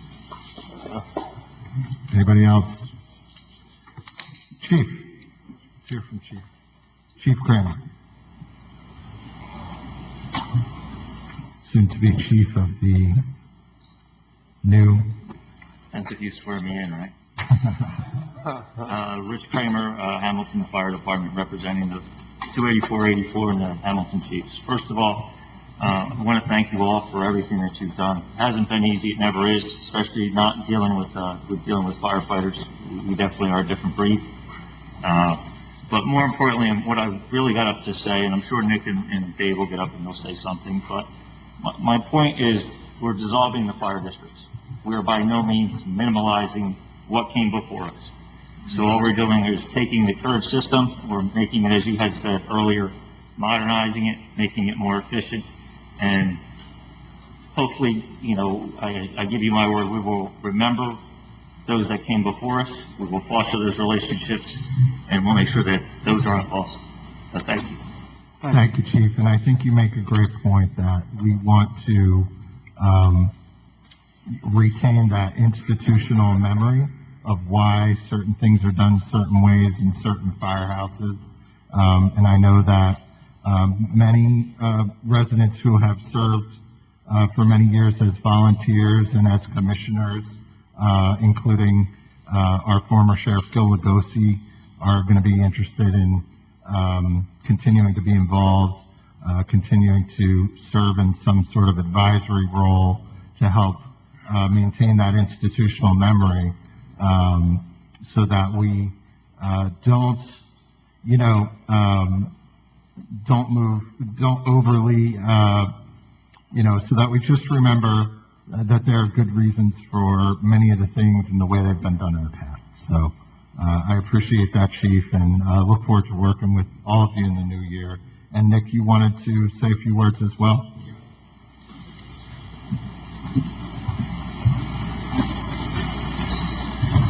Nick Rhodes, the FMVA 284 fire officers. I just want to kind of piggyback off on the chief. It's going to be a new department, a new era in the department, but there's a lot of history that got us to this, where we're at today. And we couldn't have done it, honestly, without the help of everyone sitting here, the administration, council. It's just been a hell of a journey, I gotta say, if I could say that. Scratch it out later. You just did. Getting the 10,000 signatures to get where we're at today was easier than contract negotiations. Let me tell you. It was a lot of hard work. We have to thank our members for that, our members' families for that. The state FMBA, they came down to walk with us, all the chiefs, all their families. They've all came out and walked to get us those petitions. And Janice, she finished it up. She got District 3, so we got to thank Janice for that also. But honestly, a big thank you to everyone involved with this, from the top on down to the bottom. I can't say enough. I'm so excited, I'm like a kid on Christmas right now. Just to hear that. So, thank you. Thanks, Nick. Anybody else want to? Dave? So obviously what the chief and Nick said, I can say it all over again, but I can't tell you guys enough how much it means to us with the time that we've put in over, it's been more than 5 years. I mean, we've been talking about this for as long as I can remember. But I will say, for the people listening and for the people in the room, this only happened because of all of you. You all saw what the deficiencies were in this town when it came to the fire department in and of itself, and I can't thank you guys enough. The hours that we were away from our families, I'm going to go home and explain to my wife and daughter that I don't have to do that for a while. So, yeah, I can't tell you how much that means to me. But again, I thank you all, and I mean that from the bottom of my heart. And I know that, as Nick said, that the petitions were easier than the negotiations. I am, again, I'll reiterate it, Kathy, I can't thank you enough for keeping us on our toes, and I mean that, and you guys too, thank you. I can't say enough. Thank you, guys. Thank you. It makes me feel good to know we have a hard-nosed business administrator representing the interests of the taxpayers. That's great to know. So, Mike, did you want to come up? And you're okay, Shane? You want to say a few words? I just want to reiterate what everybody said, but I also want to thank a couple of people. We went through a lot over the last 5 years, and it wasn't just contract negotiations, but we faced dire consequences in the past between layoffs and schedule changes, cuts in our contract. We faced a lot of adversity, and we've come a long way since then. But I would be remiss if I didn't thank Councilwoman Ileana Sturmer for her help. She stood up when others wouldn't. So I do want to thank her, and Councilman Ed Poor, who in the very beginning stood shoulder to shoulder with us in October of 2015 when we launched this effort. So I want to thank those two for their effort. But again, reiterating what they said, all of you guys have the political willpower to move this forward, so that's something to envy. So I appreciate all the work you guys have done. Thanks. So with that, it appears that no other members of the public in the room wish to comment on this ordinance. So we will check in with those members of the public who are participating online.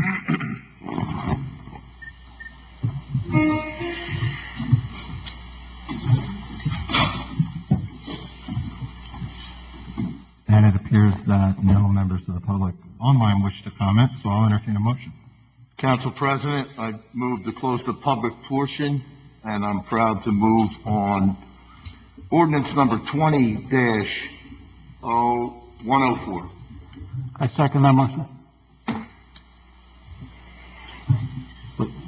I'm sorry, I just want to make a correction to the number. It's ordinance number 20-10. 10. I apologize. So that's been moved and seconded. We don't want this one messed up. I apologize, Nancy, Eileen. How about if I do it again? All right, let's go ahead, Take Sonny. two. I'm going to move on ordinance number 20-10. I second the motion. Madam Clerk. Mr. Carabelli? Yes. Ms. Phillips? Yes. Mr. Whalen? Yes. Mr. Reparo? Yes. Mr. Ty? Yes. Passes 5-0.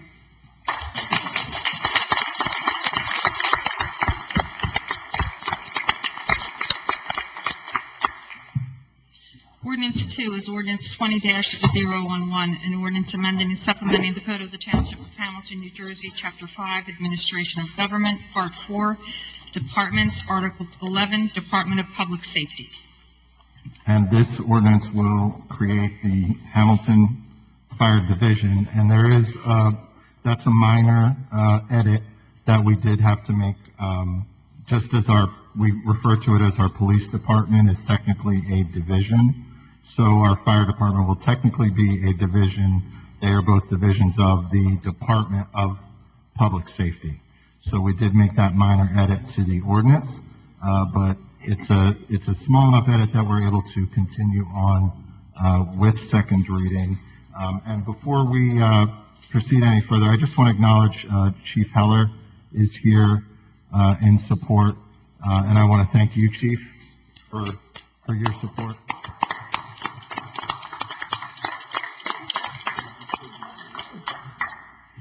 So that said, any members of council wishing to comment on ordinance 20-11? None here. Okay. No, sir. And it appears that no members of council wish to comment, so we'll go ahead and open it up to the public. And no one in the room wishes to comment, so let's check online.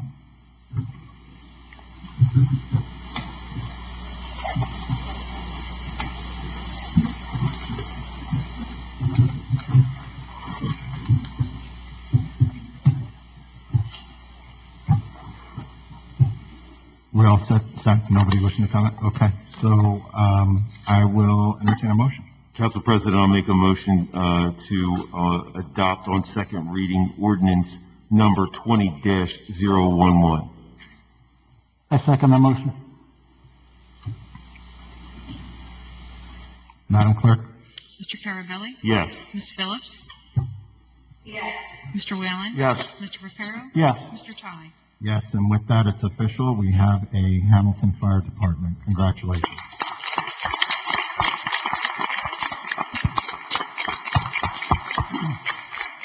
Mr. President, if I may, Yes. I'd like to make a motion that we take a brief 5-minute recess in order to take a picture with our firefighters and council. Do I have a second?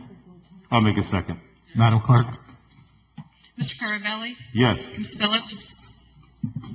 Mr. Whalen? Yes. Mr. Reparo? Yes. Mr. Ty? Yes. Okay, we're in recess for a few minutes.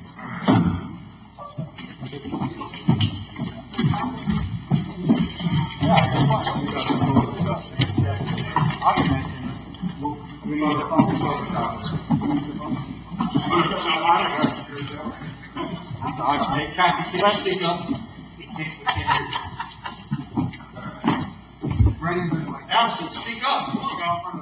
Waiting on you, Fred. Hey!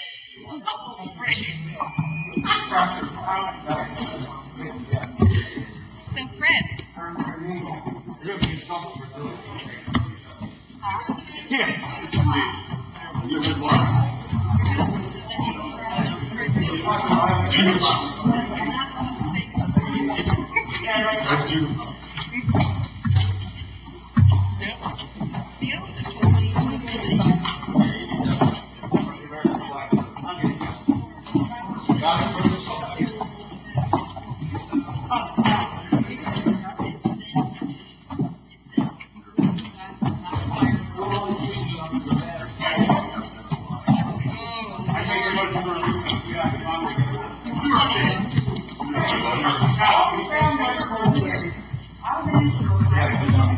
That's what he said. Water with pineapple chunks in it.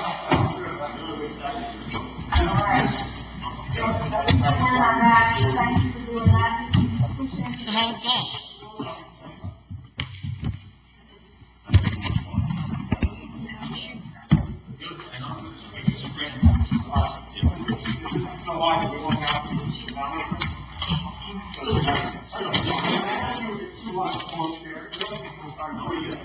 Don't spill that cup.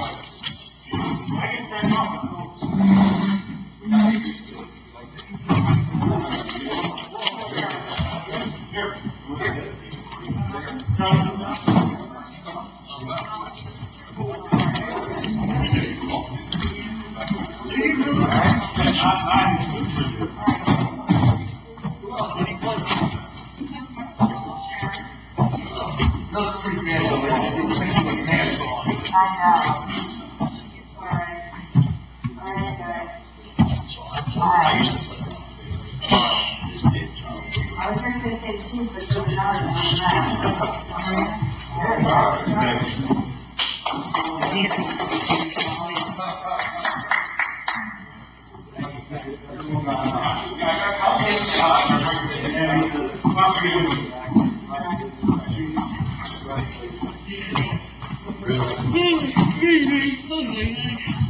watch that cup, don't spill it.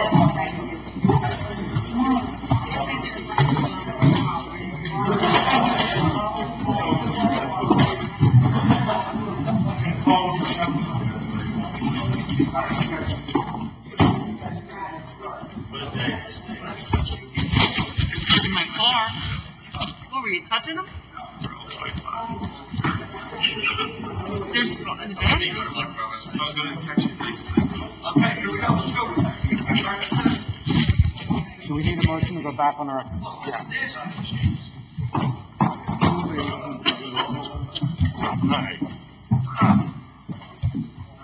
Thanks for coming. Make sure you go straight home. I'll give you some more. Okay. Did I break that? Yeah, sure. No, we did not.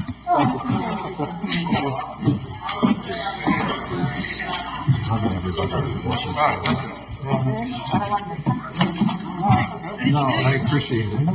Actually. Score. All right, so with that, I will entertain a motion to bring us out of recess.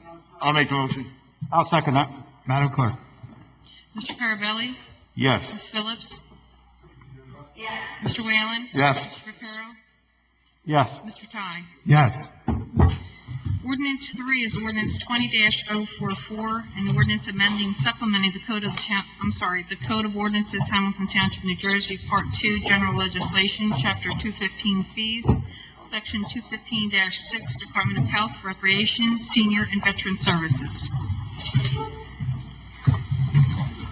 Any questions or comments from members of council on ordinance 20-044? Now, this is second reading of an ordinance where we're just updating some of the fees, and we added language, Alyssa, correct me if I'm wrong here, but we added language to actually make it a little bit easier for residents to do an owner surrender. Yes, that's correct. A lot of these fees have been changed since 1989. And they were so they haven't been changed in how many, 41 years. And then the adoption fees were increased to be competitive with neighboring towns. Hold on one second, as I look my finger. And we added the waiver for the owner surrender fee for in cases of hardship. Correct. So surrender fee for owners is turning over their animals is $100, but there is a waiver if there's hardship. So, I have to think in most cases when someone's surrendering their animal that there's probably some hardship involved. you would hope so, but also some people just all of a sudden realize that it's too much for them, or whatever the case may be, yeah. Okay, so with that, does council have any questions or comments? Nope. Seeing none, do members of the public have any questions or comments on this ordinance? Seeing none in the room, we'll check online.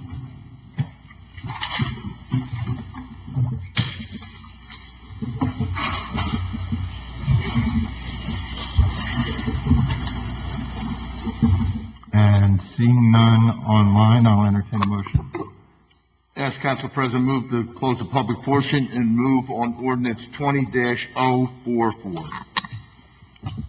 Do I have a second? I second it.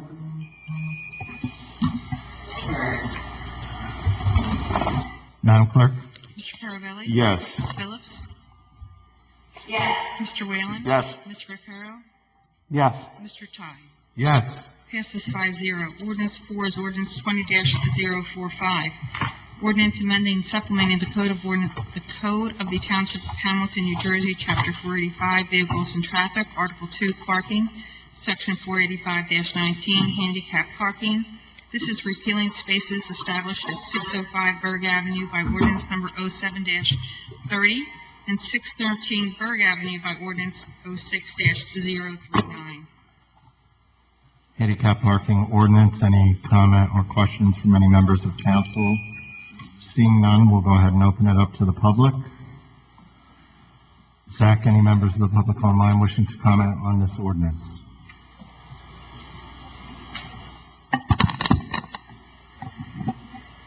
No. Okay.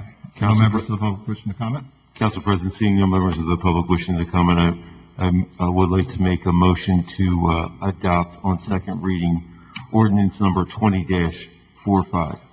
And to close the public And comment close the portion. public comment. I second the motion.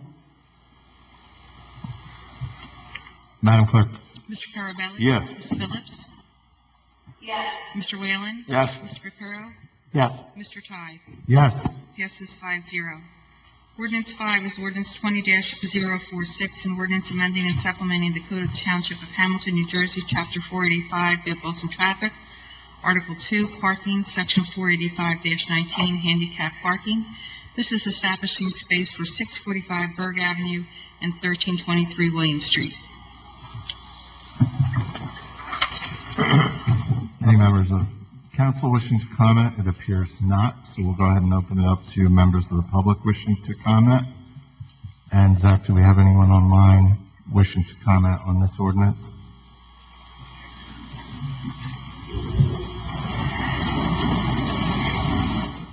Nope. And once again, this is a handicap parking ordinance, and I'll entertain a motion.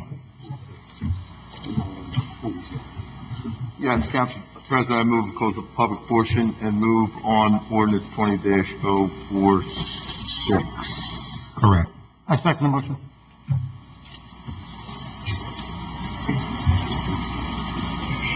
Madam Clerk? Mr. Carabelli? Yes. Ms. Phillips? Yes. Mr. Whalen? Yes. Mr. Reparo? Yes. Mr. Ty? Yes. Passes 5-0. Ordinance 6 is known as ordinance 20-048. An ordinance adopting a redevelopment plan for an area in need or redevelopment pursuant to NJSA 48:12-12A-1 at sections for Patterson Avenue landfill redevelopment zone known as Block 2154, Lot 12.01. And this is yet another important project on the agenda tonight. This is the former landfill that is going to become a solar facility, and it's going to become a source of revenue for the township. So, once again, I want to thank Mayor Martin and Director Dumont and the whole team. I know our township attorney, once again, had to untangle some legal questions on this one as well, to get this redevelopment project moving forward. So congratulations, Director Dumont. Thanks for your work on this. And do any members of council wish to comment? Thank you. Seeing none, we'll go ahead and open it up to the public. We have a member of the public in the room wishing to comment. Ames Hoyt, 29 Country Lane. Thanks, Hoyt. Okay. Ames? Okay, I was gonna ask that question. Okay. Can everybody hear me now? Yeah, just- Okay, great. Use your outside voice. My outside voice. Yeah. Okay. So, look, I understand it's great to, I think we all understand it's great to redevelop areas that are in need of redevelopment. This particular landfill operated, do we know when it operated? Was it the 50s and 60s? It was closed in 1979. Director Dumont, do you happen to, Backup it's, information, sir? hold on. Yeah, go ahead. The backup information is here. It was closed in, I believe, 1979. And how long did it operate for? Stand by. Stand by.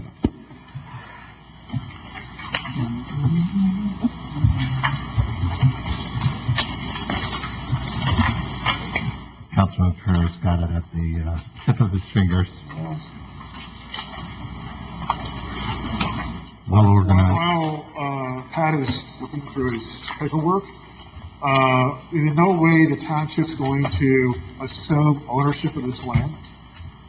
Well, yeah, we are Yes, assuming ownership of the land. we're foreclosing. It was that McCrancy's property? Yes, this is previously? the tax sale foreclosure. I have filed the final package. It hasn't yet been ruled upon. What is the status of that property? Is there an NFA on that property? No further action by the DEP?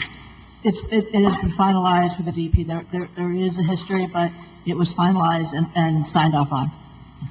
So it was a domestic waste landfill? I can't hear you. It was a domestic waste landfill. I don't remember exactly what the final decision was. Fred might know. What is the significance of that, Ames? It was a landfill for, it says municipal and commercial waste, and it was from. So I think we have a pretty good idea. This is during the period of time just before the landfill closed, perhaps just after RCRA, Resource Conservation Recovery Act, was initiated. So we know pretty much what went into landfill prior to RCRA, Resource Conservation Recovery Act. And we also have a pretty good idea how the waste industry operated and didn't operate prior to the Resource Conservation Recovery Act. Thank you. So I'm very concerned about how that landfill was constructed or was not constructed pre-RCRA. What is in the monitoring wells? What kind of readings are coming up in those monitoring wells? Are they actionable? Which direction the underground water is flowing? Is it flowing towards Patterson? Is it going towards houses? Is it going towards Project Freedom? So those are the concerns that I have. And what I'd like to know, how well capped that landfill was. So there's a lot of questions that I'm just wondering if we have the answers to those. I do know the NJDEP has approved, that we have a final write-off from them, a final approval. As for all those specific scientific questions you're asking, I don't have that information off the top of my head. And with regard to your other question about when the landfill was operational, it's 1950s through 1977. So I think the original owner before is it Waste Management now? Is that who owns the land? Wastewater management. The Waste Management. I can answer some of these. Yes, please, Fred. So, the property was owned by the McCrancy family, and it was a waste management property. They leased it from them. DEP Waste Management is responsible for all monitoring and remediation on the site. They have to prepare a report every year to go to DEP, and DEP has certified that the property is safe right now, and Waste Management still must maintain the property. Okay, we will own it, but, per the agreement, Waste Management has to monitor. It's been deemed safe, as the township attorney said. We're not disturbing any waste, any, water areas in it. In fact, we're not disturbing the landfill at all. It has been capped, and we are building on top of that. So we have a, potential, person who wants to rent it from us, pay us significant monies, $800,000 the first year, council? Solar complex. $873,000 upfront and $60,000 per year afterwards. So significant savings to the residents of Hamilton Township. And plus, we take an old landfill and put it to good use. Right. So it's not going to be disturbed. It's been a very intricate, contract. We've been talking with the person. And we've been assured by DEP that everyone will be safe in there. No disturbance to the water stream, and, great project for the residents of this town. And I think that it's important to note, Director Dumont, that the developer, who's going to be leasing the land from us, is going to be responsible for obtaining New Jersey Department of Environmental Protection approval in order to proceed with this. When it was capped according to DEP regulation at that time, and it may be that it was a long time ago, and perhaps they're more stringent in their, in their standards now than they were then. But the fact is that they are going to have to go through the site remediation process with the DEP as a part of this before they complete their project. And if you go out to the project, you'll see it's very overgrown. So we're going to clean up the project. Besides the tax revenue is going to come into the town, the developer has signed an agreement to hire local people to install the solar farm and maintain it. I believe to address one of the other questions before you go back. As far as stormwater, I did see in the backup material that they are restricting the use of concrete. So that would deter, I apologize, the use of concrete or asphalt or impervious surface. The only way they're allowed to use it is driveway aprons and things like that. So that would also help control the water. And we have scaled down the project significantly from the original version due to the stormwater issues. My focus is, at this point, while I'm very concerned about stormwater, the history of that site. My understanding was, I think, as my memory is being refreshed, with McCrancy ownership, it was then Interstate Waste. No? Was there an interim between? No, it's entire Waste Management. It's always been owned by some form of McCrancy Farms, McCrancy family, but they've since died, and so the ownership actually is in limbo because the estate owns it. The estate never took it over. The estate never took it over. Correct. They never took it over, but there was apparently, what I understand was that the files, when waste was taken to that site, there was documents that the office of that site was a business that was managing the flow of waste onto that site, and there was documents, and all those documents went up in a file right around 1979. So, as Mr. Ty pointed out, that how this landfill may have been capped or wasn't capped was pre-RCRA.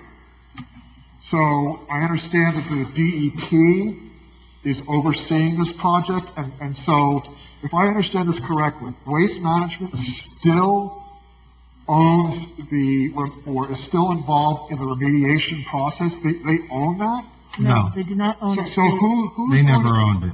So who's going to pay for the monitoring of the well? Well, we're taking ownership of it. We're taking ownership of it. With this action today, we're enabling the administration to take ownership of misused property so that we can put it to good use. Right, and I understand it, and I think we all understand it, and I think it's a great project, for solar. Well, We what's want- your bottom line concern? My bottom line is concern is for the township to do its due diligence. As an example, there are files that the Delaware Riverkeeper has. Probably, I want to say 3 or 4 banker boxes of files on that landfill. And so before you approve this tonight, I would contact, first off, I hope the township is working with the LSRP. Did an LSRP, licensed site remediation professional, look at the DEP files, and if they looked at the DRN files, the Delaware Riverkeeper network files, the LSRP or the township consultant could see whether there's any, booby traps in this, so to speak. So, just in answer, because you're...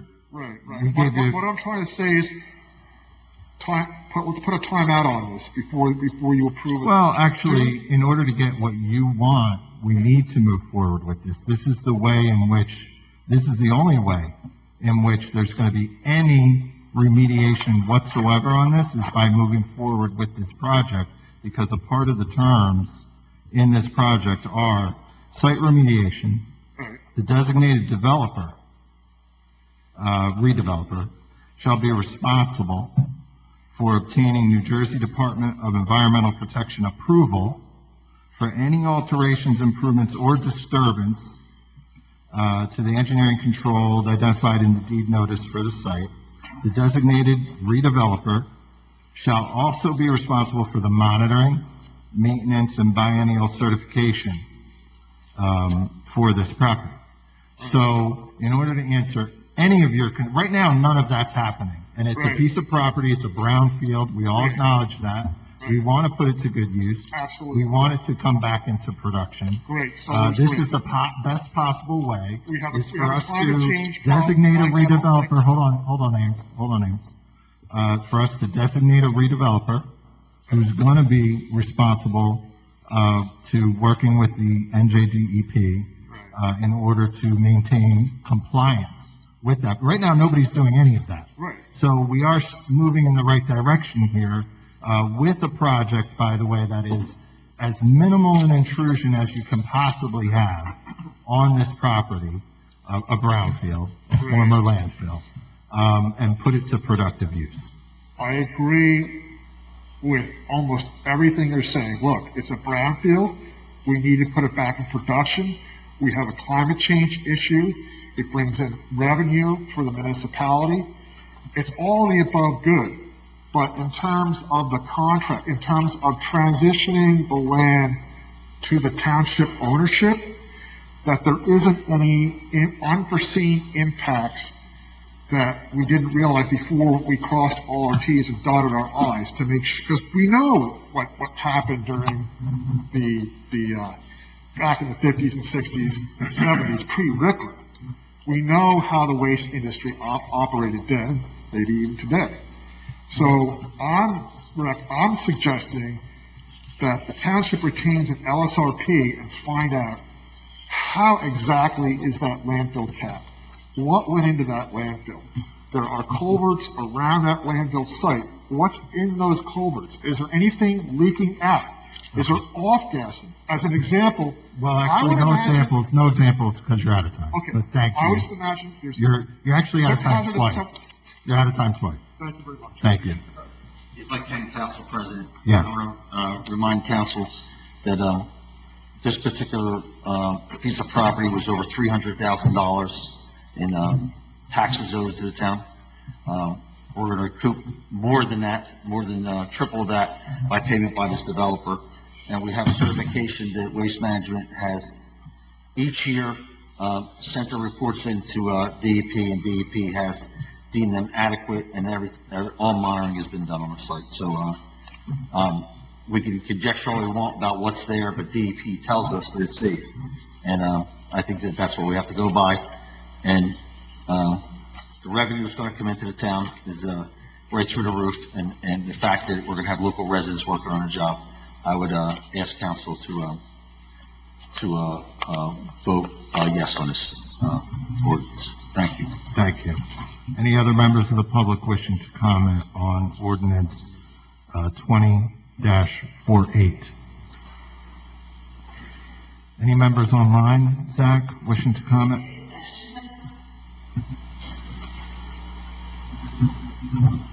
We're just going to give a moment for the online public to have a chance to comment.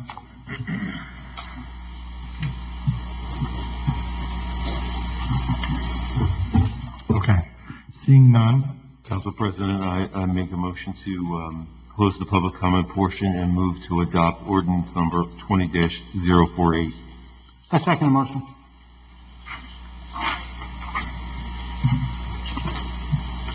Madam Clerk. Mr. Carabelli? Yes. Ms. Phillips? Yes. Mr. Whalen? Yes. Mr. Reparo? Yes. Mr. Ty? Yes. Passes 5-0. Ordinance 7 is 20-049.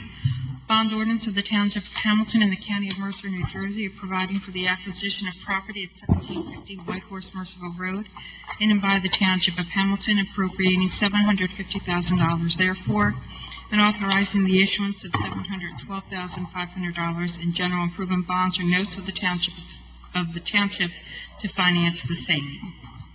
And this is the acquisition of the old White Horse ShopRite shopping center. Once again, this council with this administration moving forward to redevelop a long neglected property in this township.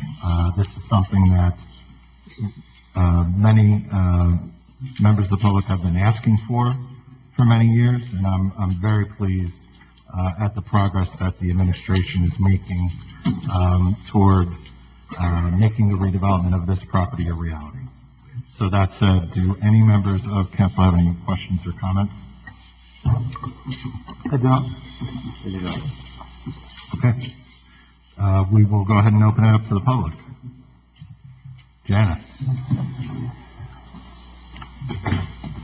My goodness, I never spoke so much. It's so nice to be back there for 6 months. John Sonic, 432 Trinity Avenue, Cornell Heights. You said you're going to redevelop it. Do you know into what? No, not yet. We are going to, so we're going to be seeking comment and input from the public on what the public wants to see on that property. But what this is going to enable us to do is to break the stalemate that has been preventing this property from being redeveloped for all these years. I think you know as well as I do, this is a prime piece of real estate in this township that should have been redeveloped many years ago. And so, you know, again, the mayor and his team are proactively pursuing solutions for some of these long festering problems, and this is another example of that. Yeah, because I know way back they were even thinking about rebuilding like Greenwood School there, but then somebody had said there had been a dry cleaners business there, and they were worried about contamination in that area. So there aren't any indications of any problems in that regard that we're aware of at this point, but we are protected in the event that there turns out to, that's one of, you know, once again, I have to commend our township attorney for being diligent in protecting the interests of the taxpayer. And that was one of the issues that she raised. And we have been reassured that we do have recourse if we take ownership of this property and it turns out there are more environmental issues than we anticipated. Okay. All right. Thank you. Thanks. Any other members? Ames.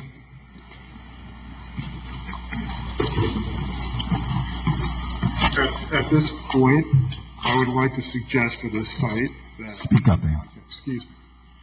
At this point, I would like to suggest that this site not be used for high-density housing at this point. We know down the road there's a plan for, right across from the pet cemetery, to put in about approximately 380 units. And I think this is a taxpayer's question as to whether we want to put in more high-density housing and what that will do to our school system and our taxes. We welcome those comments and many others. And it's good that you're redeveloping Brownfield. I support that. Thank you. Thank you. Thank you. Right. Any other members of the public wishing to comment? Seeing none, we'll look online and see if Zach has anybody queued up.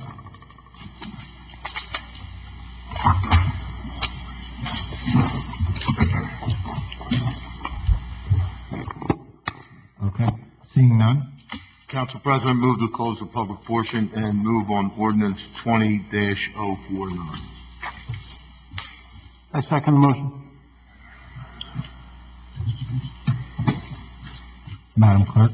Mr. Carabelli? Yes. Ms. Phillips? Yes. Mr. Whalen? Yes. Mr. Reparo? Yes. Mr. Ty? Yes. Passes 5-0. Ordinance 8 is ordinance 20-050.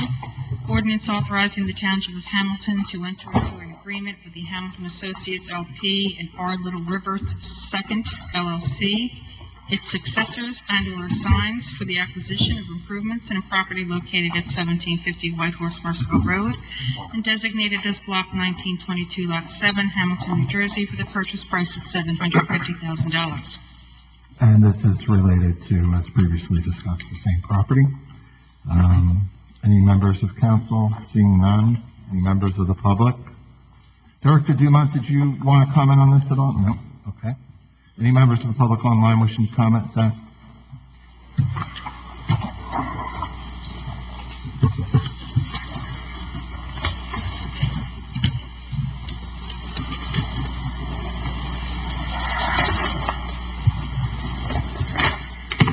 Okay. Seeing none. Council President, I'll make a motion to close the public comment portion and move to adopt on second reading 20-050. I second the motion. Madam Clerk? Mr. Carabelli? Yes. Ms. Phillips? Yes. Mr. Whalen? Yes. Mr. Reparo? Yes. Mr. Ty? Yes. Passes 5-0. And that brings us to public comment. I don't know if we have a list.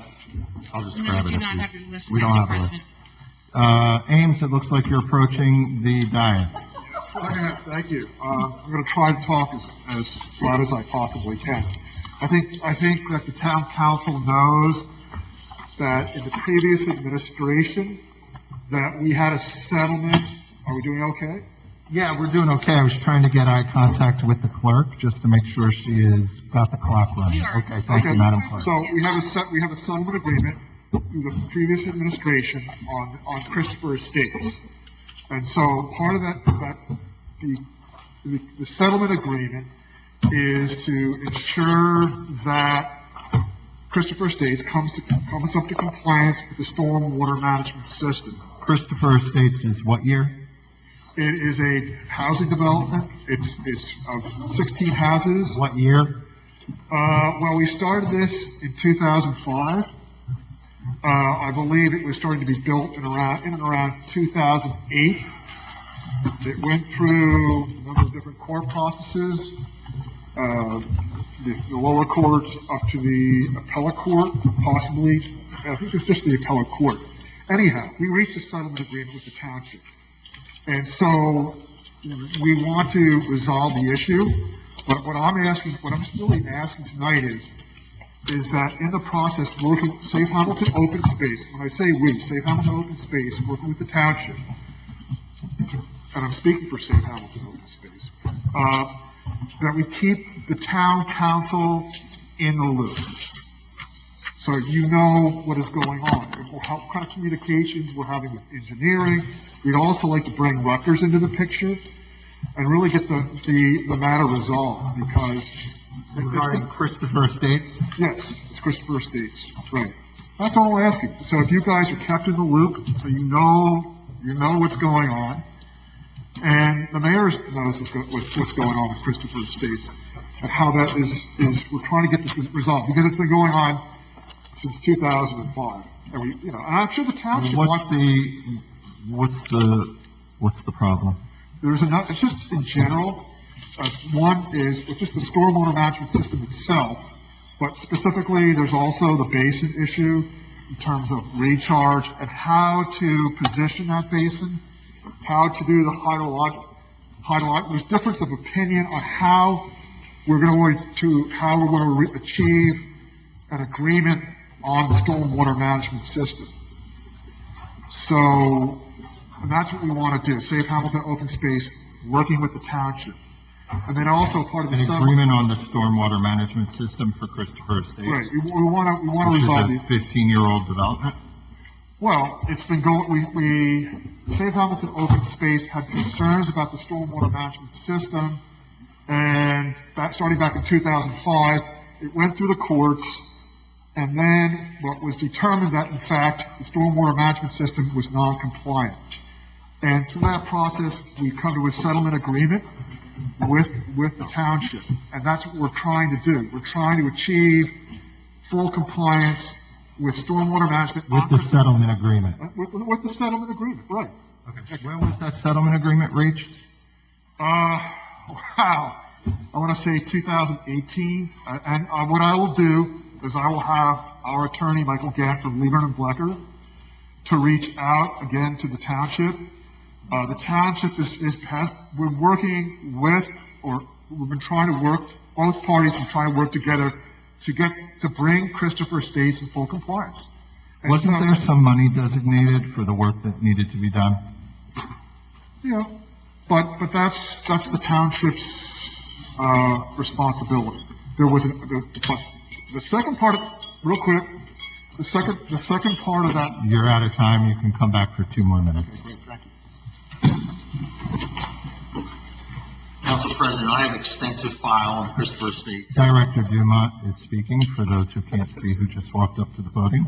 and anyone from council or the public's welcome to come in at any time and explore that file with us. I believe the issue's been resolved, but of course, we'll have a conversation with anybody who thinks it has not. I'm very proud of our administration, what we've done with stormwater management. We've, for the first time in our history, we've certified every storm basin out there. We're in the process. We've begun a $1 million tree planting program. I think we've done a lot of great stuff, and to say we're not complying is simply wrong. All right, but once again, our files are open anytime.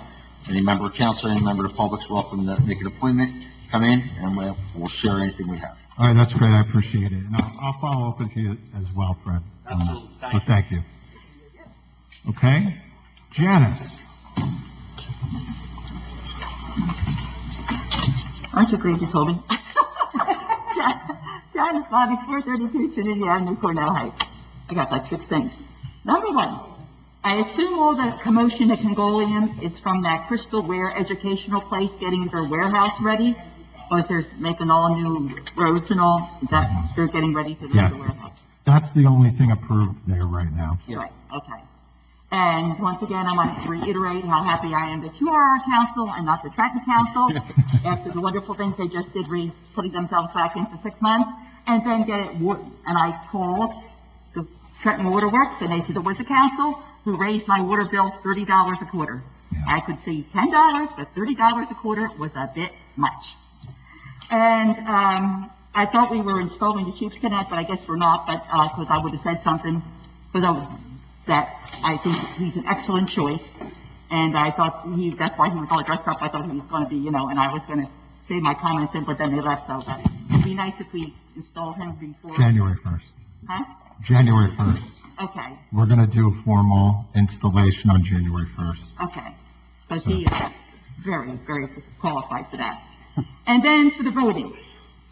My sister's insisting on voting, but you can't vote, right? You have to do, the mail-in and drop it in the box? Yeah, Or you can go to the places, but we don't know where the places are, because they knocked down some of the places, right? No.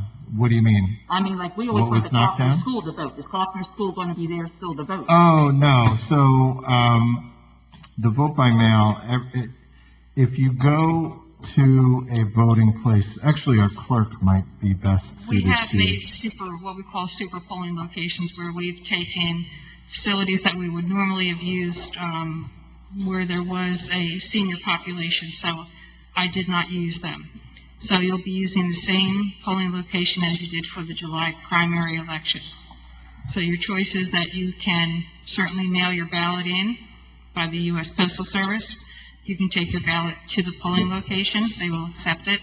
You can bring it to any one of the 3 locations in Hamilton, which is at the Hamilton Call Center, the Municipal Building, or here at Nottingham Fire Company, or you can drop it off at any other municipal drop-off box within Mercer County. So for the most part, every municipality has at least 1 box. Those Okay, box now- locations are listed on our website. Now, where were the primary places? I mean, We also have that listing on our website as well. Okay, so that she knows. If you'd like, I can give you a call and let you know where you Okay, that would be great.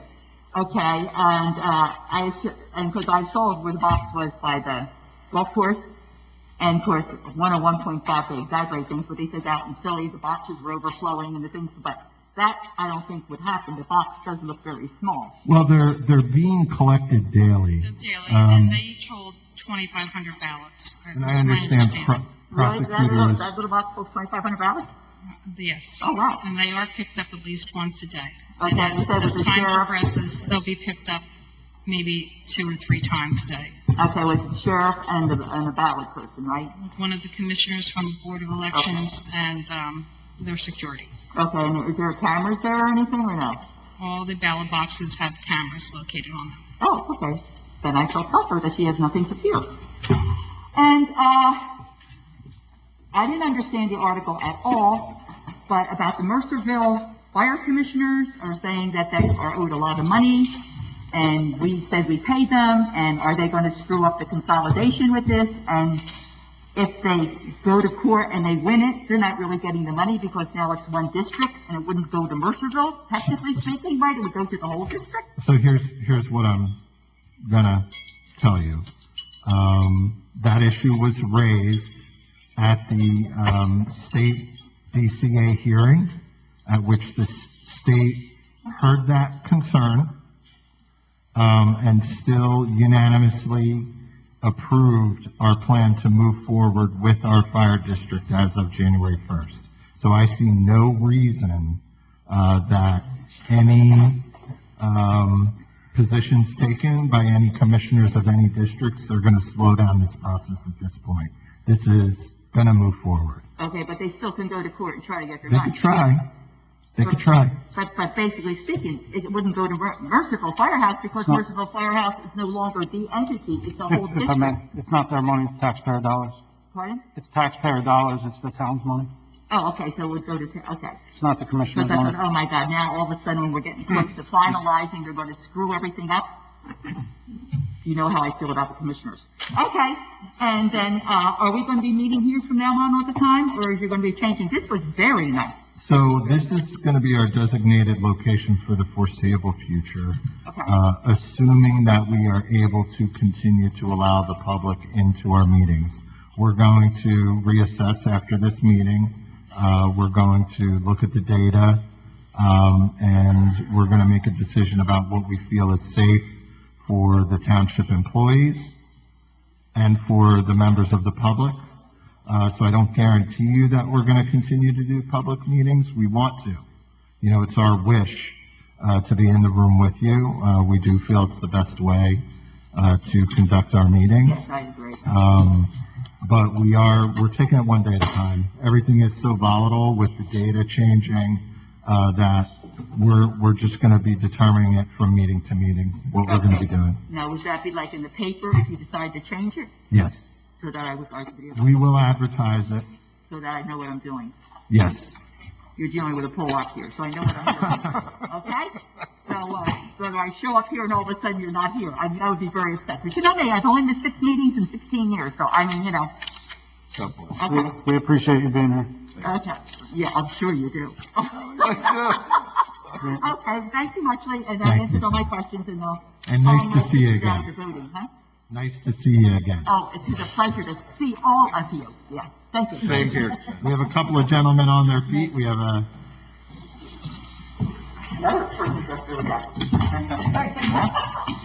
Good evening. I'm Nathaniel Hall. I live at 112 Albemarle Road. So I'm here before you this evening to petition the council for a reimbursement for expenses that I paid to have my driveway's concrete apron and the attached depressed curb replaced.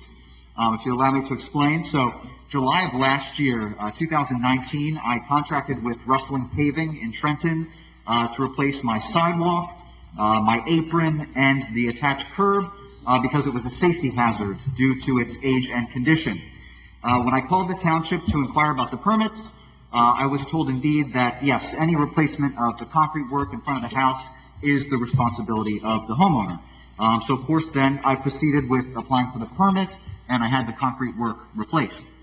So if we now fast forward to the present time, as part of a capital improvement project, my portion of Albemarle Road, which spans from Estates Boulevard to Stratton Drive, is being prepped to be repaved.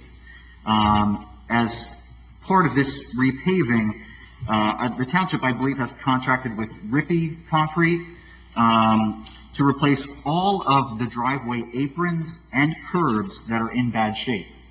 So of the 53 houses on my street, 50 of them had their apron and curbs replaced at no cost to the homeowner. Because mine was done so recently, of course, there was no need to have mine replaced. So I'm respectfully requesting a reimbursement for the amount that the township would have paid to replace my curb and apron if I had not done so already. With the understanding that the township is most likely paying a reduced rate to Rippey Concrete because of the scope of work and the amount of houses that are needing to be done, I don't feel as though I should be deserving of a full reimbursement of the $1,400 that I paid, but whatever the township would have paid and essentially saved by not having to do mine. If I had known that this capital improvement project was going to take place a year later, of course I wouldn't have done it. I would have saved myself the expense and had the township take care of it for me. But it was something that really needed to be done. My portion of the street was built in the 70s, and it was the original concrete. It was really terrible shape. I bought the house a couple of years ago, and when I bought it, the inspector said, you have to do something about this. It was just crumbling. So I took the initiative as, you know, a homeowner of this great town and paid to have it done, and I'm just asking for a rightful reimbursement for whatever you see fit. What was your address again? It's 112 Albemarle Road. Thank you. All right. So thank you for alerting us to this. Thanks for keeping up your property. If we can have contact information for you, if you want, I'll give you one of my cards. Okay. And cards to give you. I'll give you one of my cards, and you can email me your contact information, and we'll follow up. I just have one quick question. Yeah. So you mentioned 50 of the 53, so you're saying there's two other ones? There were two other ones that had their concrete work done, I would say relatively recently, not anywhere near as recent as mine, though. Yeah, theirs were still in good enough shape where the township didn't feel as though they needed to be replaced. But the majority of them did need to be done. Yep. Okay. Thank you for your time. Thank you. Thank you. Thank you. You're first time, so you come on up. Good evening. My name is Ralph Cologne, 265 Watson Avenue. You've all heard of me. Thank you for all reaching out to me. Thank you for reaching out to me. It was great to speak with you over the phone, Mr. Ty, Council President Ty. And I appreciate your willingness to help get Indigenous Peoples Day recognized in Hamilton. So I just want to just jump in there because,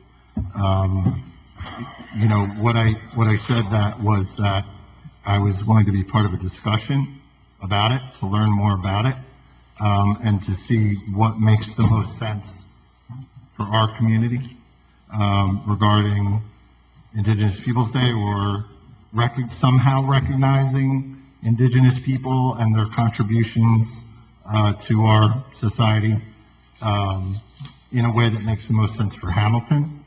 So I just want to clarify that I haven't committed to supporting anything at this point. The only thing I'm committed to right now is giving you a fair hearing to understand as clearly as I can your position on this issue, and to discuss with my colleagues and see what we think the best course of action is.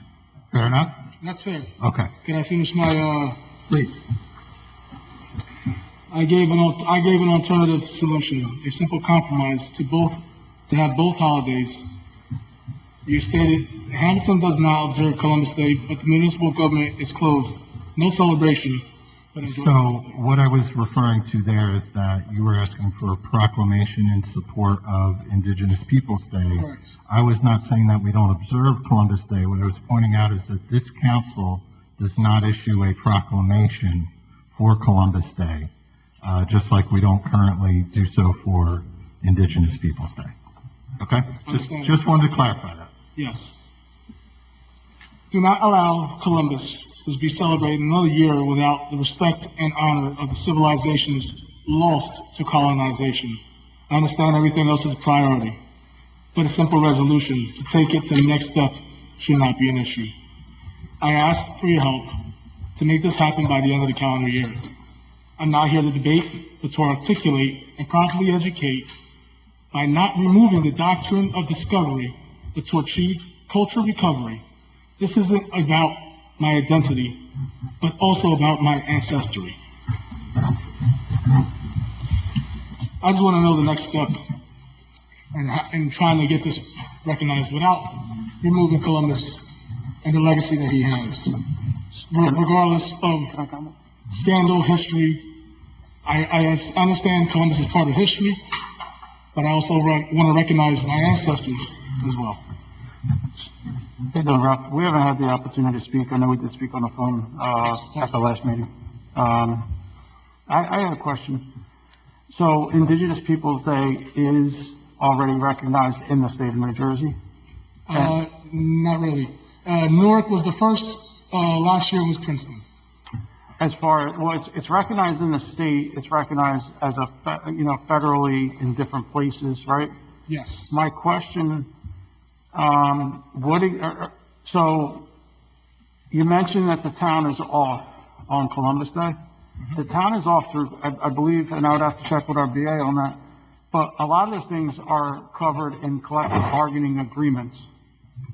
So regardless of what you call the day, because federally the day is known as Indigenous Peoples' Day and Columbus Day.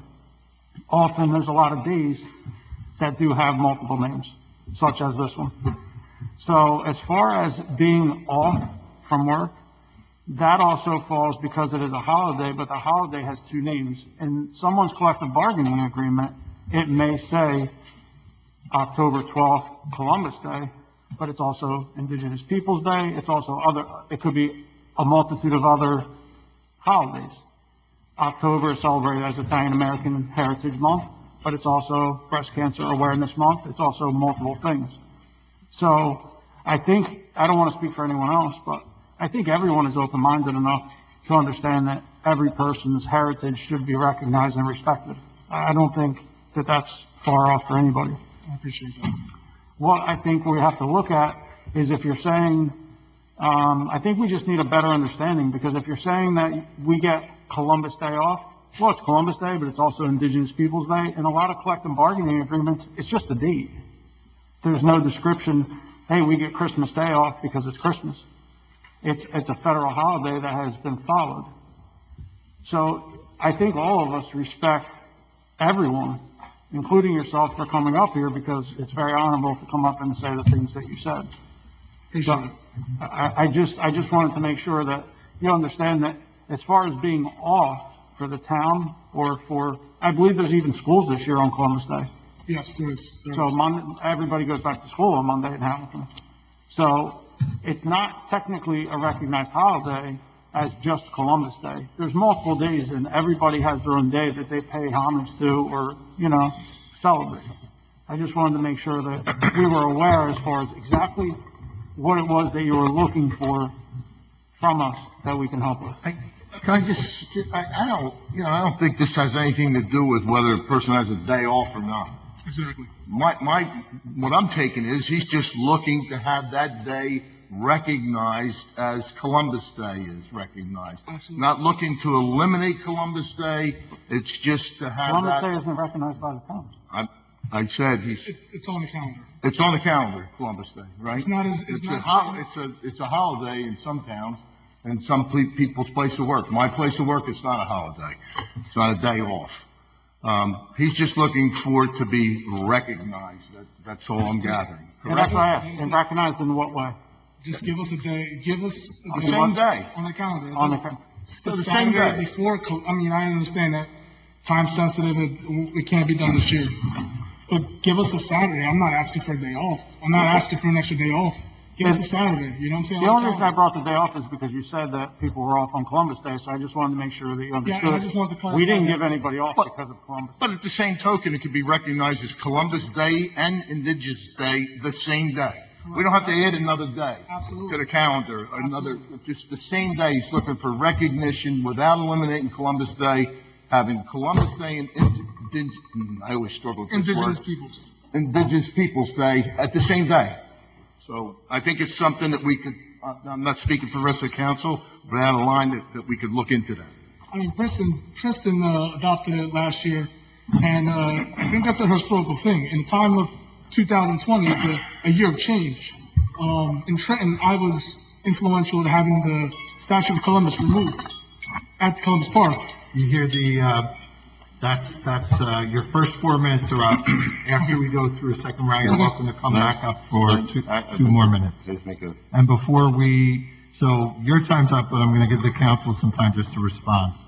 And you're welcome to respond for 2 more minutes after. Thank you, Mr. Clark, for coming out this evening. I heard you say that it's not replacing Columbus Day, which makes me feel a lot better. Because, as a proud Italian American, raised in this community, seeing the great work of a lot of Italian Americans that have come before me, Columbus Day to me is, much more than just Christopher Columbus. It also is it's pretty much as Pat mentioned, it's also a month of celebration. There's different events that I attend and have attended in the past. There's great works by many Italian Americans that made this town what it is today. So I'm a little bit sensitive if I perceive it to be replacing or if it does in fact replace. I just want to let you know I'm that. not intending to replace. Okay. My kids are half Italian. Okay. My wife is full-blooded Okay. Italian. Okay. Okay, so. Okay. I want their cultures to be both, I want a legacy to leave with them, you know what I'm saying? I'm not trying to replace them. Okay. What I did in Trenton has nothing to do with Hamilton. Okay. You know what I'm saying? The park belonged to the people, and it should have been, the people around it, it belongs to everybody. So we're gonna give you more time. Okay. So we're gonna circle back. Thanks. All right. So who had more comment? Janice, Ames. Okay. So, I need to. You know what? Before I go to second comments, let me check online and see if anyone online has any comments. So let's just check that. Hey Zach, can you go ahead and enable the folks online to make public comment? And if anyone online wishes to make public comment, we'll give them their first go round before we come back for 2 more minutes from anyone in the room. So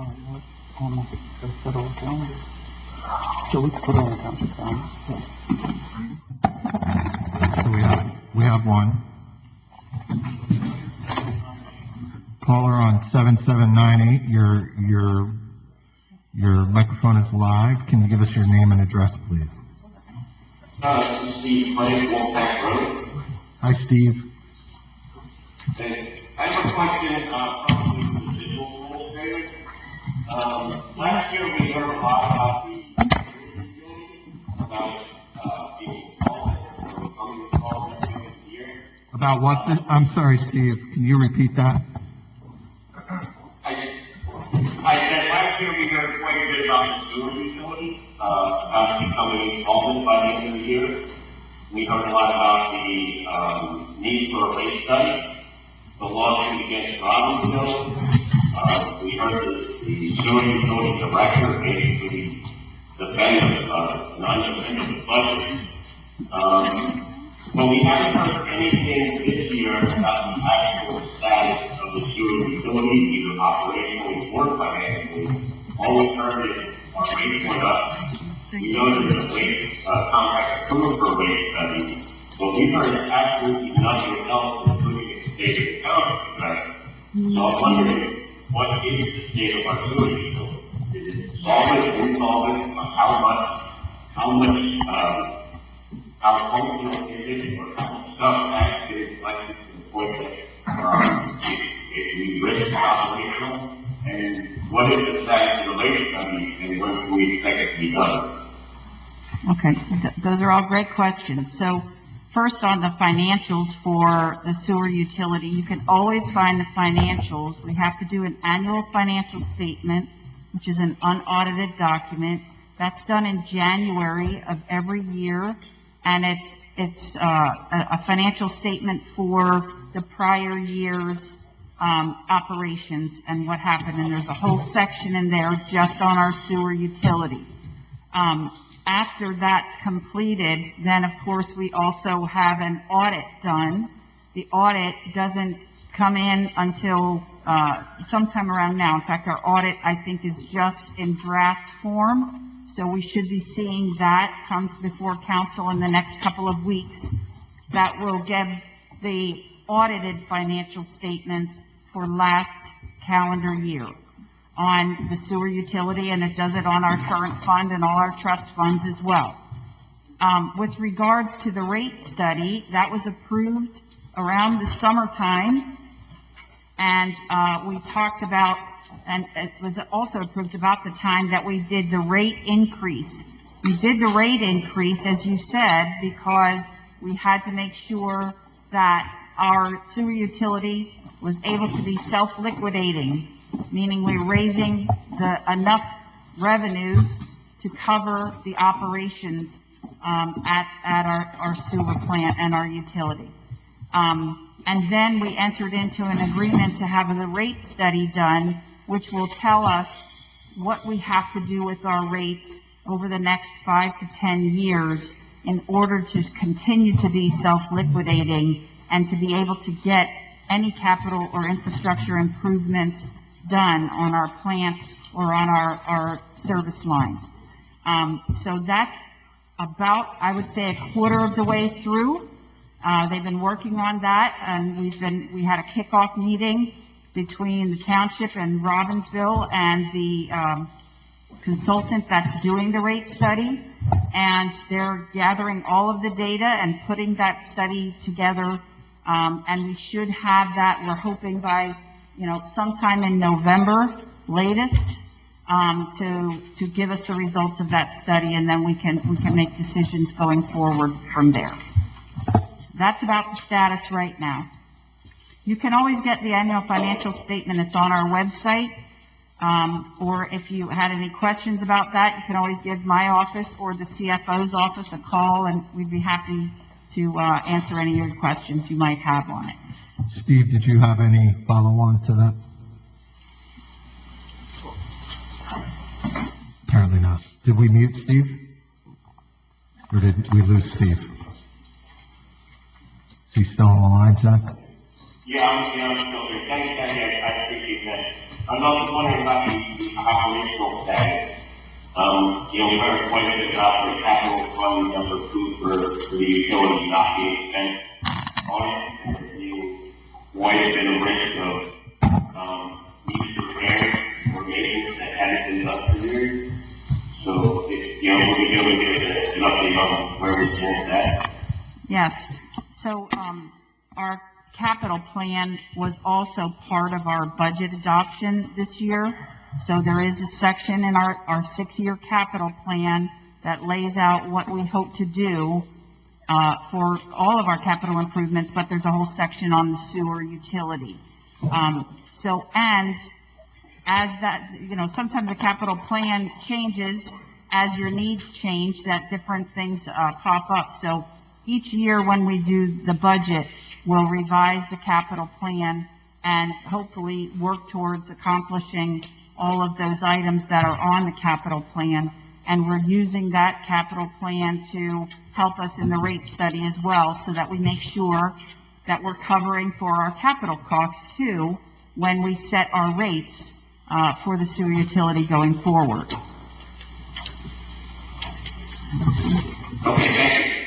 Thank you, Steve. Okay, so unless we have anybody else online who wants to go for the first time, we do not. So we're going to go back to, can you close the online portion? for a sec?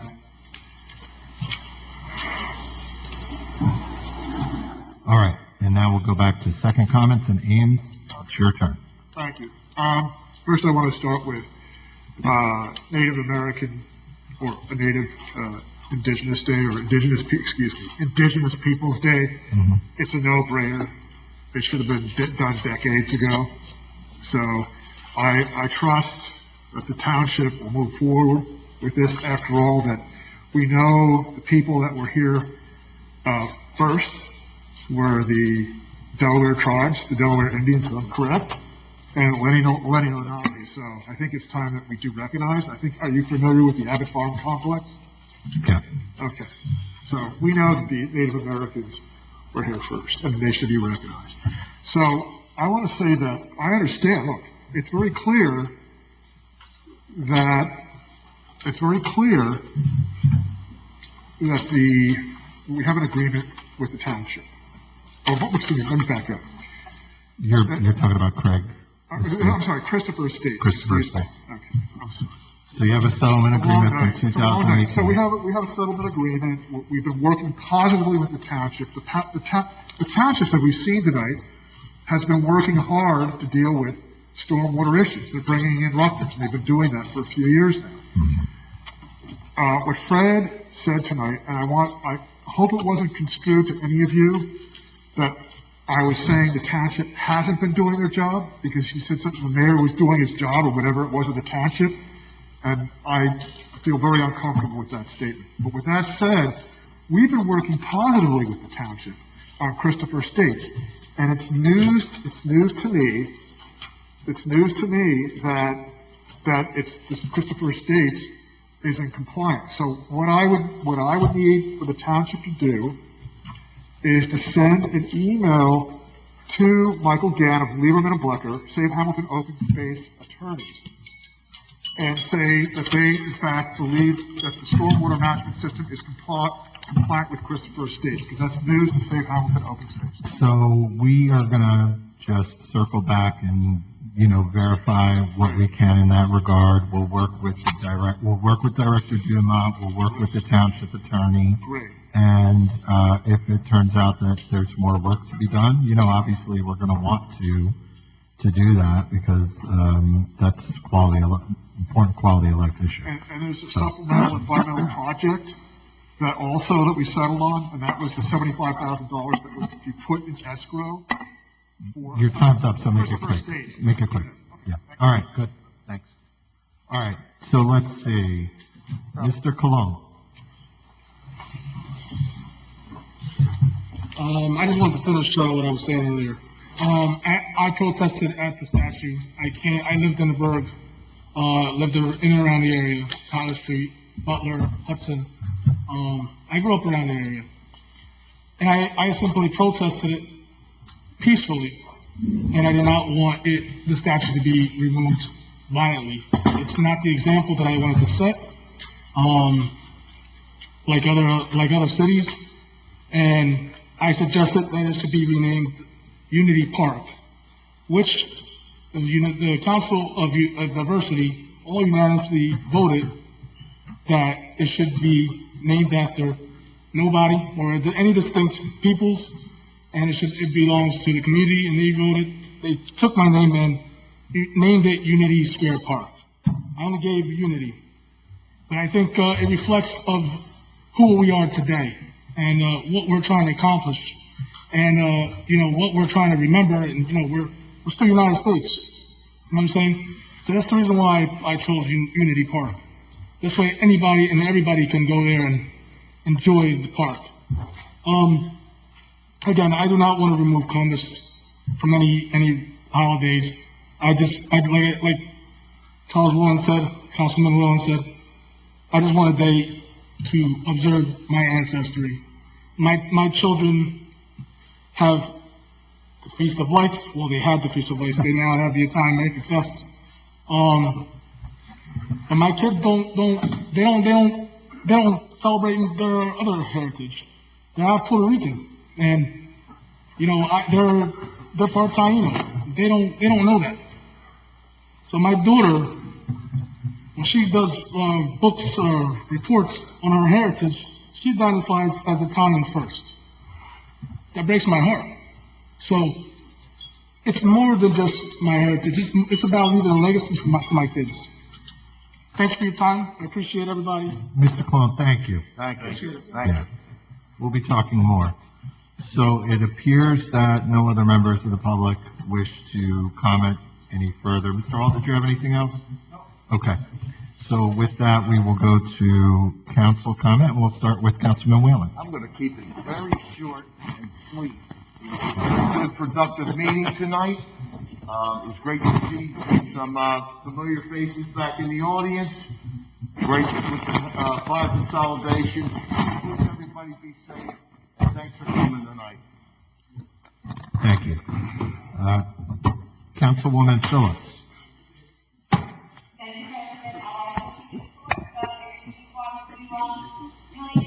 This is George, and always we're moving forward. In our residential section, the following, the first of the White Horse, shop area, fire consolidation, and it will on. There's so many great ways on moving forward. I'm sorry to be here tonight. I want to thank those who showed up. Great to hear from everyone. And hopefully I will get to see you soon. Stay safe, and we'll see you in a couple weeks. Hey, guys. Councilman Carabelli. I'm gonna follow their leads. I think we had a, great night tonight. It is a little lengthy, and we're, getting almost to that hour where, we were used to maybe our first 2 years on council, but, I just want to mention, one thing that I just wanted to just pass along to the administration, something to consider. Over the summer, we lost, a very, very important Hamiltonian. She actually passed away because of COVID. And I know the family very well. She was very involved with the community here in Hamilton. She was all about giving back. Her name was, Kay Shirello. She was over 60 years. She had the business, was co-owner of a, Shirello's Deli, and I know you've probably all been there. So I just think someone like her, and I read over her eulogy, I read over, just some of the, background and some of the things that she accomplished. I knew her fairly well. And she was just a tremendous woman, grandmother, great-grandmother, aunt, you name it. So I just want us to consider maybe doing something for her and her family, maybe, potentially a street renaming or some sort of way of recognizing her. I think it would be a nice thing for us to consider. So Kathy, if I could pass that along to you, and I know Fred's here as well, so just something to consider. Maybe something at the intersection of Liberty and Hamilton. Well, they are reconfiguring that, but, they are at that intersection. Figure something out. It's something that we can consider. So, thank you. Council Vice President Lucero. I think tonight's meeting can be summed up in one word: finally. Finally, we're back together. Finally, East State Street will be redeveloped. Finally, ShopRite will be hopefully no longer an eyesore. And finally, we have a fire department. It's an exciting time here in Hamilton. The creation of our town's fire department.